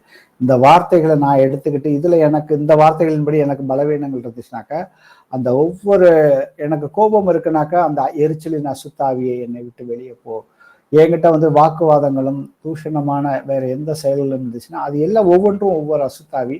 இந்த வார்த்தைகளை வைத்து அதை என்னை விட்டு வெளியே போங்கிறப்ப அந்த இடத்துல வந்துட்டு கர்த்தர் விடுதலை கொடுக்கிறார். ஏன்னா குமாரன் வந்து விடுதலை அளிக்கவில்லை என்றால் நம்ம வந்து பாவத்திலிருந்து நாம் வந்துட்டு விடுதலை அடைய முடியாது. அப்ப நாம இதை வந்துட்டு நிதானிக்க வேண்டும். வாசிப்போமே 1 பேதுருல 1 அதிகாரத்துல 22, 23. ஆகையால் நீங்கள் மாயமற்ற சகோதர சிநேகம் உள்ளவர்களாகும்படி ஆவியினாலே சத்தியத்திற்கு கீழ்ப்படிந்து உங்கள் ஆத்துமாக்களை சுத்தமாக்கி கொண்டவர்களாய் இருக்கிறபடியால் சுத்த இருதயத்தோடு ஒருவரில் ஒருவர் ஊக்கமாய் அன்பு கூறுங்கள். அழிவுள்ள வித்தினாலே அல்ல, என்றென்றைக்கும் நிற்கிறதும் ஜீவன் உள்ளதுமான தேவ வசனமாக்கிய அழிவில்லாத வித்தினாலே மறுபடியும் ஜெனிப்பிக்கப்பட்டிருக்கிறீர்களே. ஆமீன். ஆமீன். கர்த்தர் நம்மளை வந்துட்டு மறுபடியும் தேவனுடைய வசனத்தினாலதான் வந்துட்டு ஜெனிப்பித்தார். அந்த தேவனுடைய வார்த்தையை நாம வந்துட்டு தெரிந்து கொள்ள வேண்டும், படிக்க வேண்டும், அதற்கப்புறம் வந்துட்டு தியானிக்க வேண்டும். அதுக்கப்புறம் அதை நாம வந்துட்டு நம்மளுடைய சூழலுக்கு ஏற்றபடி அதை நாம வந்துட்டு சரியா பயன்படுத்தணும்னாக்க தேவனுடைய அந்த கவசத்தை நாம வந்துட்டு அந்த கவசம் பார்த்தீங்கன்னா நம்மளுடைய தலை முதல் பாதம் வரைக்கும் முழுமையாக நம்மளை வந்து பாதுகாக்கிறது. ஏன்னா ஹெல்மெட்ல இருந்து பாதரட்சையும் வந்து போட்டிருக்கு. நம்மளுடைய மார்பு பகுதி, நம்மளுடைய இடுப்பு கச்சை, கேடகம், அந்த பட்டயம் கையில் எடுத்துக்கிறோம். ஒரு யுத்த வீரனுக்கு தேவையான எல்லா கவசமும் வந்துட்டு இருக்குது. இந்த வார்த்தைகள் எல்லாமே வந்துட்டு கடைசி வசனமாக வெளிப்படுத்துற விசேஷத்துல பாத்தீங்கன்னா 1:16 நானே வாசிக்கிறேன். தமது வலக்கரத்திலே 7 நட்சத்திரங்களை ஏந்தி கொண்டிருந்தவர், அவர் வாயிலிருந்து இருபுறமும் கருக்குள்ள பட்டயம் புறப்பட்டது, அவருடைய முகம் வல்லமையாய் பிரகாசிக்கிற சூரியனை போல இருக்கிறதுன்னு போட்டிருக்கு. அப்ப ஏசப்பா தன்னுடைய, ஏன்னா நம்ம வந்து கடைசி நாள்ல வந்துட்டு அவர் நியாயம் தீர்க்க போறது தம்முடைய வார்த்தையில அவர் என்னென்ன வார்த்தையை சொன்னாரோ அதன்படிதான் நம்ம ஒவ்வொருத்தரையும் வந்துட்டு நம்ம இறுதி நாள்ல வந்துட்டு நியாயம் தீர்க்க போகிறார். அப்ப எப்பொழுதுமே எப்படி வந்துட்டு ஏசப்பா வாயிலிருந்து வருகிறது அந்த வார்த்தைகள் எல்லாம் இருபுறமும் கருக்குள்ள பட்டயம் இருக்கும், அந்த பட்டயத்தை நாம வந்துட்டு எடுத்துக்கொள்ள வேண்டும். அப்ப அந்த வார்த்தையை எடுத்துக்கொண்டா மட்டும்தான் வந்துட்டு நாம வந்து ஆவிக்குரிய அந்த போராட்டத்துல எல்லா காரியத்திலையும் வந்துட்டு ஜெயிக்க முடியும். ஏன்னா கர்த்தர் வந்துட்டு நான் வந்துட்டு ஜெயம் கொண்டேன்னு வந்து சொல்லியிருக்காரு. அதே போல நம்ம ஒவ்வொருத்தராலும் நம்ம எல்லா சோதனைகளையும் வந்துட்டு நாம ஜெயம் கொண்டு அவருக்கு மிகுந்த கனி கொடுக்கிற பிள்ளைகளாக இருக்கிறோம். ஆனா ஒரே ஒரு காரியம் மட்டும், நம்ம வந்துட்டு 6 கவசங்களை வந்துட்டு இப்ப இவ்வளவு நேரம் வந்துட்டு பார்த்தோம். ஆனா நமக்கு பாதுகாப்பு இல்லாத இன்னும் ஒரு இடம் இருக்குது. அது என்னங்கிறதையும் நம்ம வந்துட்டு சுருக்கமா வந்துட்டு அதை வந்துட்டு பார்த்துருவோம். பாதுகாப்பு இல்லாத இடம் வந்து பாத்தீங்கன்னாக்க, நம்மளுடைய முதுகுக்கு எந்தவித பாதுகாப்புமே கிடையாது. நம்மளுடைய முன்னாடி இருக்கிற பகுதிக்கு பாதுகாப்பு உண்டு, ஆனா நம்மளுடைய முதுகுக்கு வந்துட்டு பாதுகாப்பு கிடையாது. முதுகுக்கு பிசாசானவங்கள எப்ப வந்துட்டு அவன் வந்து நம்மளை வந்துட்டு இந்த முதுகு வந்து அட்டாக் பண்ணோம்னா, நாம என்னைக்கு வந்துட்டு முதுகு அவன்கிட்ட காட்டுறோமோ, நாம என்னைக்கு, ஏன்னா இதை வந்து 2 விதத்துல வந்துட்டு பார்க்கணும். நாம வந்து என்னைக்கு வந்துட்டு பிசாசுக்கு எதிர்த்து நிக்க முடியாம, என்னால எனக்கு இது போதும், என்னால வந்து இதுக்கு மேல வந்துட்டு பயணிக்க முடியாது, எனக்கு போராட்டமாக இருக்குது, ஏன் எனக்கு மட்டும் இப்படி நடக்குது அப்படின்னு சொல்லிட்டு நம்ம எந்த விதத்திலையும் நம்ம வார்த்தைகள்னால தேவனுக்கு விரோதமாக பேசும்பொழுது நாம் நம்மளுடைய முதுகை பிசாசுக்கு காட்டுறோம். நாம் முதுகை காட்டினோம்னாக்க அவன் எளிமையாக வந்துட்டு நம்மளை வந்துட்டு தாக்க முடியும். அதே போல நம்மளை வந்து கர்த்தர் வந்துட்டு சுவிசேஷம் கர்த்தர் வந்துட்டு சீஷர்களை வந்துட்டு பிசாசானவனுடைய ராஜ்யத்தை உடைப்பதற்கு அவங்களுக்கு வந்துட்டு பயிற்சி கொடுத்த பொழுது பார்த்தீங்கன்னா 2 பேர்த்தா தான் வந்துட்டு அவர் அனுப்புனார் அநேக பட்டணங்களுக்கு. அவர்கள் எல்லாம் போயிட்டு லூக்கா 10:19 எடுத்து படிச்சு பார்த்தீங்கன்னாக்க, ஆண்டவரே இதோ பிசாசுகளும் உம்முடைய நாமத்துக்கு அவங்க வந்துட்டு எனக்கு உம்முடைய நாமத்துக்கு கீழ்ப்படியுதுன்னு சொல்லி ரொம்ப சந்தோஷத்தோட வராங்க. அப்ப கர்த்தர் வந்துட்டு நம்மளை வந்துட்டு நம்ம தனியாளா வந்துட்டு தேவனுடைய ராஜ்யத்தை வந்துட்டு அசைக்கிறதுங்கிறது ஒரு போராட்டமா இருக்கும். நம்ம கூட வந்துட்டு, ஏன்னா நம்ம எல்லோருமே அவருடைய சரீரத்துக்குள்ள ஒவ்வொரு அவயமாக இருக்கிறோம்னு சொல்லியிருக்காரு கர்த்தர். ஆனா அவயங்கள் அநேகமாக இருந்தும் சரீரம் ஒன்றேன்னு சொல்லி நமக்கு வசனம் இருக்கு. அப்ப அநேகமான அந்த அவயங்கள்ல வந்து நாம ஒருத்தருக்கு ஒருவர் உதவி செய்ய வேண்டும். எப்படி உதவி செய்ய வேண்டும்? எபேசியர் 4:25 அன்றியும் நாம் ஒருவருக்கு ஒருவர் அவயங்களாக இருக்கிறபடினால் பொய்களை களைந்து அவனவன் பிறனுடைய மெய்யை பேச கடவன், நீங்கள் கிறிஸ்துவின் சரீரமாயும் தனித்தனி அவயங்களுமாக இருக்கிறீர்கள் சொல்லியிருக்காரு.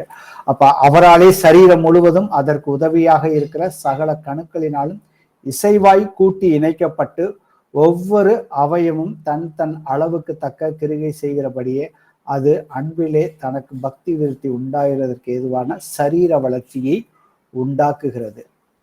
அப்ப நாம வந்துட்டு அன்பினால ஒருவருக்கு ஒருவர் ஊழியம் செய்யும் பொழுது பிசாசினுடைய ராஜ்யத்தை எளிமையாக உடைக்க முடியும். நம்மளையும் வந்துட்டு முழுமையாக தற்காத்து கொள்ள முடியும். அதே போல நம்ம கூட இருக்கிற மற்ற ஆவிக்குரிய சகோதரர்களையும் வந்துட்டு எல்லோருமே எல்லா நேரத்திலையும் வந்துட்டு பர்ஃபெக்டா இருக்க முடியாது. ஏதாவது சோர்ந்து இருக்கும் பொழுது அவர்களுக்கும் வந்துட்டு தேவனுடைய ஆவியின் அந்த பட்டயத்தின் மூலியமாக அவர்களை பிசாசின் தந்திரங்கள்ல இருந்து வெளியில வந்துட்டு கொண்டு வர முடியும்.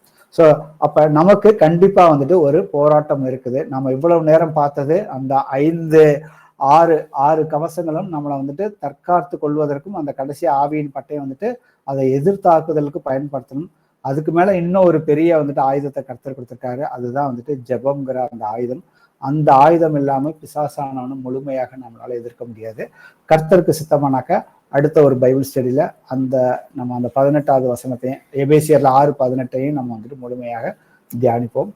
Price the Lord brothers and sisters. எங்கள் கர்த்தராகிய இயேசுவே, உம்மை போற்றுகிறோம், உம்மை வாழ்த்துகிறோம், உம்மை ஆராதிக்கின்றோம், உமக்கு நன்றி செலுத்துகிறோம். அப்பா, சத்தியத்தையும் அறிவீர்கள், சத்தியம் உங்களை விடுதலையாக்கும். மனுஷகுமாரன் உங்களை விடுதலை பண்ணினால் மட்டுமே வந்துட்டு நீங்க பாவத்திலிருந்து விடுதலையாக முடியும். அப்படி இல்லை என்றால் விடுதலை ஆக முடியாதப்பா.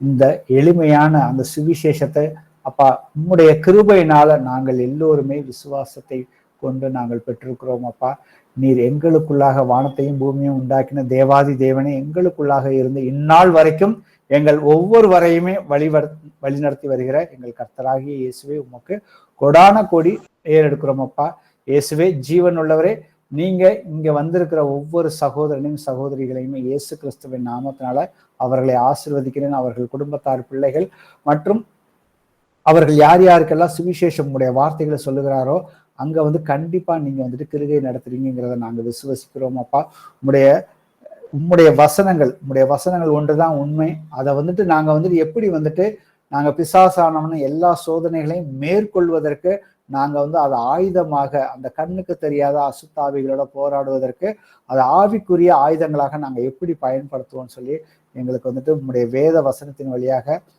எங்களுக்கு கற்றுக் கொடுத்தீங்கப்பா. இந்த வார்த்தைகளை நாங்க எங்களுடைய இருதயத்துல நீங்க எப்பொழுதுமே எழுதி வைத்து அதற்குரிய வெளிப்பாடுகளை நாங்க வந்துட்டு செய்வதற்கு நீங்க உதவி செய்யும்படியாக இந்த நேரத்தில் ஜெபிக்கிறோம்ப்பா. எங்களுக்கு எதிராகவும் எங்களுடைய சரீரத்துக்கு எதிராகவும் போராடுகிற எல்லா அசுத்தாவின் கிரிகைகளையுமே இயேசு கிறிஸ்துவின் நாமத்தினால எல்லோரையும் விட்டு வெளியே போய் என்று கட்டளை இடுகிறோம். ஆமீன். இயேசுவே, நீர் ஜீவனுள்ள தேவன், உங்களுடைய வருகையானது மிகவும் சமீபமாக இருக்கிறதப்பா.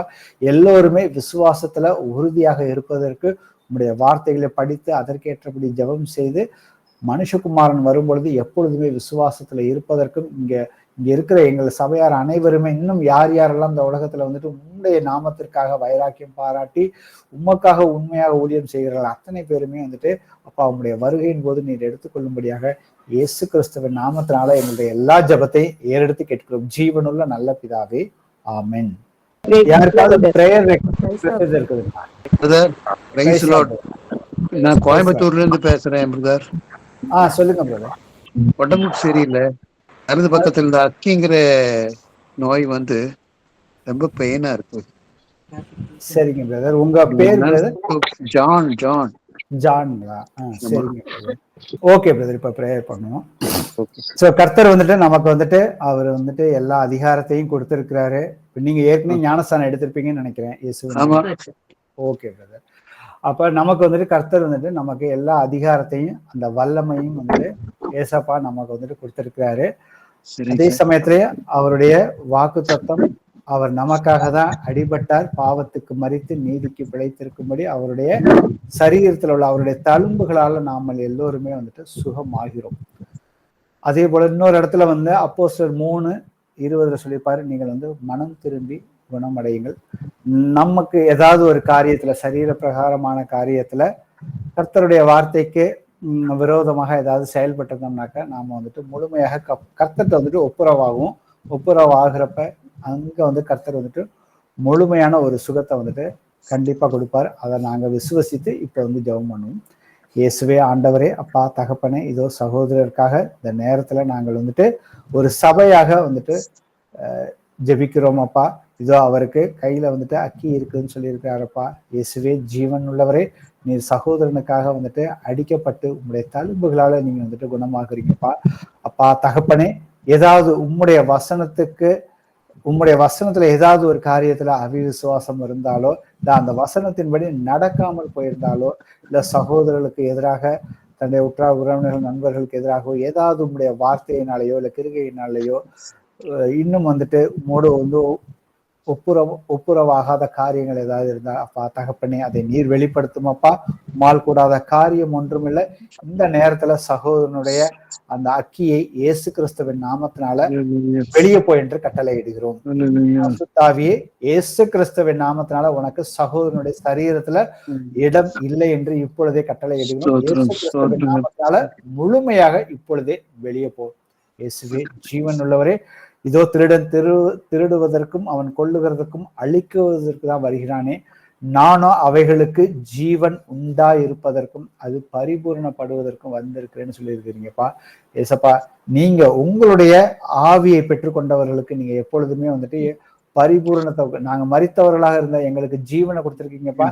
அந்த ஜீவன் வந்துட்டு எப்பொழுதுமே வந்துட்டு அந்த சந்தோஷத்தை நீங்க கொடுத்திருக்கீங்க. சகோதரர் இப்பொழுதே வந்துட்டு அவருடைய சரீரத்தில் வந்துட்டு அவர் வந்து உணர்கிறார் என்பதை நாங்கள் அவருக்கு நீங்க வந்துட்டு முழு சுகத்தை கொடுத்ததற்காக உமக்கு நன்றி செலுத்துகிறோம். அவர் கண்டிப்பாக இதை வந்துட்டு சாட்சியாக அறிவிப்பாருங்கிறத நாங்கள் விசுவசித்து அறிக்கை செய்கிறோம் அப்பா. இயேசு கிறிஸ்துவின் நாமத்தினால எங்களுடைய எல்லா ஜெபத்தையும் எடுத்து கேட்கிறோம். ஜீவனுள்ள நல்ல பிதாவே, ஆமென். ஆமென். Praise Lord brother. முழு சுகத்தை கொடுத்திருக்கிறார். வேற யாருக்கு பிரைஸ்? பிரதர். சொல்லுங்க சிஸ்டர். என் பேரு கலையரசு பிரதர். இப்போ 2 நாள் நான் உங்க வசனம் கேக்குறேன். குயினி சிஸ்டர்கிட்ட பேசினேன். சரிங்க சிஸ்டர். ரொம்ப என்ன சொல்றது, ரொம்ப குடும்ப பிரச்சனை, வீட்டுக்காரர் குடிக்கிறது, பசங்கது பிரச்சனை. நான் இப்போ எனக்கு எந்த வழியுமே இல்லாம ஏசப்பாவை தேடி வந்திருக்கேன். இப்போ 2 நாள் தான் அதை கேக்குறேன் சிஸ்டர். எனக்காக நீங்க ப்ரேயர் பண்ணணும். உங்க பேர் கலையரசிங்களா? கலையரசி. ஓகே. சோ நீங்க பேசிக்கலி கிறிஸ்டியன்ங்களா இல்ல ஹிந்துங்களா? நாங்க பெரியம்மா கிறிஸ்டின். நான் வந்து இப்ப சின்ன வயசுல இருந்து சர்ச்சுக்கு எல்லாம் போயிருக்கீங்க. பட் இன்னும் ஞானஸ்தானம் எடுக்கல. இல்ல இல்ல பிரதர், நான் எடுக்கல. ஓகே, பரவாயில்ல. பட் குயினி சிஸ்டரோட கான்டாக்ட்ல இருங்க. அவங்க உங்களுக்கு வந்து சத்திய சுவிசேஷம்னா என்னன்னு சொல்லியிருப்பாங்க. பாவத்திலிருந்து நாம விடுதலை பெறுவதற்கு இயேசு கிறிஸ்துவின் நாமமே அல்லாமல் அவருடைய மரணமும் அவருடைய உயிர்த்தெழுதலை நீங்க விசுவசிக்கும் பொழுது உங்களுக்குள்ள வந்துட்டு ஆவியானவர், பரிசுத்த ஆவியானவர் வந்து உங்களை வந்துட்டு வழி நடத்துவார். ஏன்னா நீங்க செய்த ஒவ்வொரு பாவங்களுக்கும் நீங்க மன்னிப்பு கேட்கும் பொழுது அவர் சிந்தின ரத்தம் வந்துட்டு உங்களுடைய சகல பாவங்களையுமே வந்துட்டு சுத்திகரிக்குது. அப்ப நீங்க வந்துட்டு உங்க சைட்ல எல்லாம் சொல்லி கொடுத்துருப்பாங்க, அதன்படி நீங்க வந்துட்டு செய்ய ஆரம்பிங்க. ஏசப்பா அந்த நாமத்தின் மேல விசுவாசத்தோட ஜெபமும் பண்ணுங்க. இப்ப நாம வந்துட்டு சபையார சேர்ந்து நாம வந்துட்டு ஜெபம் பண்ணுவோம். இயேசுவே ஆண்டவரே, அப்பா தகப்பனே, இதோ சகோதரி கலையரசியை இயேசு கிறிஸ்துவின் நாமத்தினால ஆசீர்வதிக்கிறோம். அப்பா அப்பா தகப்பனே, கலையரசிக்காக உமக்கு நன்றி செலுத்துகிறோம். அப்பா அவருடைய இருதயத்தை நீங்க வந்துட்டு திறந்து கொடுத்துருக்கீங்கப்பா, உங்களுடைய சத்திய சுவிசேஷத்தை கேட்பதற்காக. இயேசுவே ஆண்டவரே, அவங்க குடும்பத்தில் உள்ள ஒவ்வொருவரையுமே ஆசீர்வதிக்கிறோம். அவர்கள் எல்லோருமே வந்துட்டு இன்னும் வந்து உண்மை அறியாமல் இருக்கிறார்கள். அப்பா அப்பா உம்முடைய நீர் அதிசயம், உம்முடைய நாமம் வந்துட்டு அதிசயமானதுப்பா. நீர் வந்துட்டு ஆலோசனை கர்த்தரப்பா. இதை நாங்க வந்துட்டு முழுமையாக விசுவசிக்கிறோம். நீரே வந்துட்டு அந்த சகோதரிக்கு தகப்பனாக இருந்து அவருடைய எல்லா பிரச்சனைகளையும் நீர் அறிவீர். அதை நாங்கள் முழுமையாக விசுவசிக்கிறோம். அப்பா அவர்கள் வந்துட்டு உம்முடைய ஆவியை பெற்றுக்கொண்டு அவர்கள் உம்முடைய வல்லமையினால வந்துட்டு எல்லா பிரச்சனைகளையும், தன்னுடைய குடும்பத்தில் உள்ள எல்லா பிரச்சனைகளையும் மேற்கொள்வதற்கு நீர் உதவி செய்யும்படியாக இந்த நேரத்தில் ஜெபிக்கிறேனப்பா. அவருடைய கணவருக்கு அந்த குடிப்பழக்கத்தை உண்டு பண்ணுகிற அந்த எண்ணங்கள் மூலியமாக அவர் குடிக்க வைக்கிற அந்த அசுத்தாவியை, அந்த குடிவெறியின் அசுத்தாவியை இயேசு கிறிஸ்துவின் நாமத்தினால இப்பொழுதே வெளியே போய் என்று கட்டளை இடுகிறோம். இயேசுவே ஆண்டவரே, அதே போல அவருடைய பிள்ளைகள் வந்துட்டு முழுமையாக பெற்றோருக்கு கீழ்ப்படியாமல் அவர்கள் மனம் போன போக்கில் நடக்க வைக்கிற அந்த பொல்லாத அசுத்தாவின் கிரிகைகளையுமே இயேசு கிறிஸ்துவின் நாமத்தினால அவர்களை விட்டு வெளியே போய் என்று கட்டளை இடுகிறோம். இயேசுவே ஜீவனுள்ளவரே, சகோதரி வந்துட்டு முழுமையாக எந்த காரியத்திலும் வந்துட்டு கணவன் மேலேயோ பிள்ளைகள் மேலேயோ கசப்பு இருந்தால் அதை எல்லாவற்றையுமே இயேசுவே உம்முடைய நாமத்தினால அவர்களையும் அவர்கள் செய்த காரியங்களையும் முழுமையாக மன்னிக்கக்கூடிய அந்த இருதயத்தை கொடுங்கப்பா. இது வரைக்கும் அவர்கள் செய்த விக்கிரக ஆராதனை எதுவாக இருந்தாலும் அப்பா தகப்பனை எல்லாவற்றையுமே நீங்க தயவாய் மன்னிக்கும்படியாக ஜெபிக்கிறேனப்பா. இயேசு கிறிஸ்துவின் நாமத்தினால ஏசப்பா நீங்க வந்துட்டு கலையரசியோட அவங்களுடைய எல்லா சாபங்களையுமே நீங்க கலாத்தியர்ல 3வது அதிகாரத்தை சொல்லியிருக்கபடி அவங்களுடைய எல்லா சாபங்களையுமே நீங்க வந்து சிலுவையில வந்துட்டு ஆணி அடிச்சிட்டீங்கப்பா. இப்பொழுதோ இயேசு கிறிஸ்துவின் நாமத்தினால சகோதரியோட எல்லா சாபங்களையுமே இயேசுவின் நாமத்தினால முழுமையாக நீக்குகிறேன். இயேசுவே ஆண்டவரை, இனி வரும் ஒவ்வொரு நாட்களும் அவர்கள் வந்துட்டு முதலாவது தேவனுடைய ராஜ்யத்தையும் அதை நீதியையும் தேடும் பொழுது அவர்களுடைய தேவைகளை எல்லாவற்றையுமே நீங்க வந்துட்டு சந்திப்பீங்கப்பா. அதை நாங்க வந்துட்டு முழுமையாக விசுவசிக்கிறோமப்பா. அதை நாங்கள் அறிக்கை செய்கிறோமப்பா. அதே போல அவர்களுக்கு ஒரு இக்கட்டான சூழ்நிலைகள், கஷ்டமான சூழ்நிலை கொண்டு வந்திருந்து அப்பா நீங்க வந்து பரலோகத்துல கொடுக்கறது எல்லாமே வந்துட்டு அவர்களுக்கு ஜீவன் உள்ளதாகும். அவர்கள் வந்து சமாதானத்துக்குரிய காரியங்களும் எல்லா ஆசீர்வாதங்களையும் நீங்க கொடுக்குறீங்கப்பா. அந்த ஆசீர்வாதங்களை தடுக்கிற அந்த பொல்லாத பிசாசின் கிரிகைகளையுமே அசுத்தாவிகளையுமே இயேசு கிறிஸ்துவின் நாமத்தினால அவர்களுடைய வாழ்க்கையிலிருந்து அவர்களை விட்டு வெளியே போய் என்று கட்டளை இடுகிறேன். இயேசுவே ஆண்டவரே, இனி நீங்க வந்துட்டு ஒவ்வொரு நாளும் அவரை வழி நடத்தும்படியாக, மனுஷன் அப்பத்தினால் மாத்திரமல்ல தேவனுடைய ஒவ்வொரு வார்த்தையினாலும் பிழைப்பான்னு சொல்லியிருக்கீங்கப்பா. அவர்களுடைய தேவைகளை நீங்க வந்துட்டு முழுமையாக சந்திக்க போற கிருபைக்காக நாங்கள் இயேசு கிறிஸ்துவின் நாமத்தினால உமக்கு நன்றி செலுத்தி எங்களுடைய எல்லா ஜெபங்களையும் ஏறெடுத்து கேட்கிறோம். ஜீவனுள்ள நல்ல பிதாவே, ஆமென். Praise Lord sister. வேற ஏதாவது பிரேயர் ரெக்வெஸ்ட் வேற யாருக்கும் ஒன்றும் இல்லைனாக்கா இதோட நாம வந்து praise Lord brothers and sisters.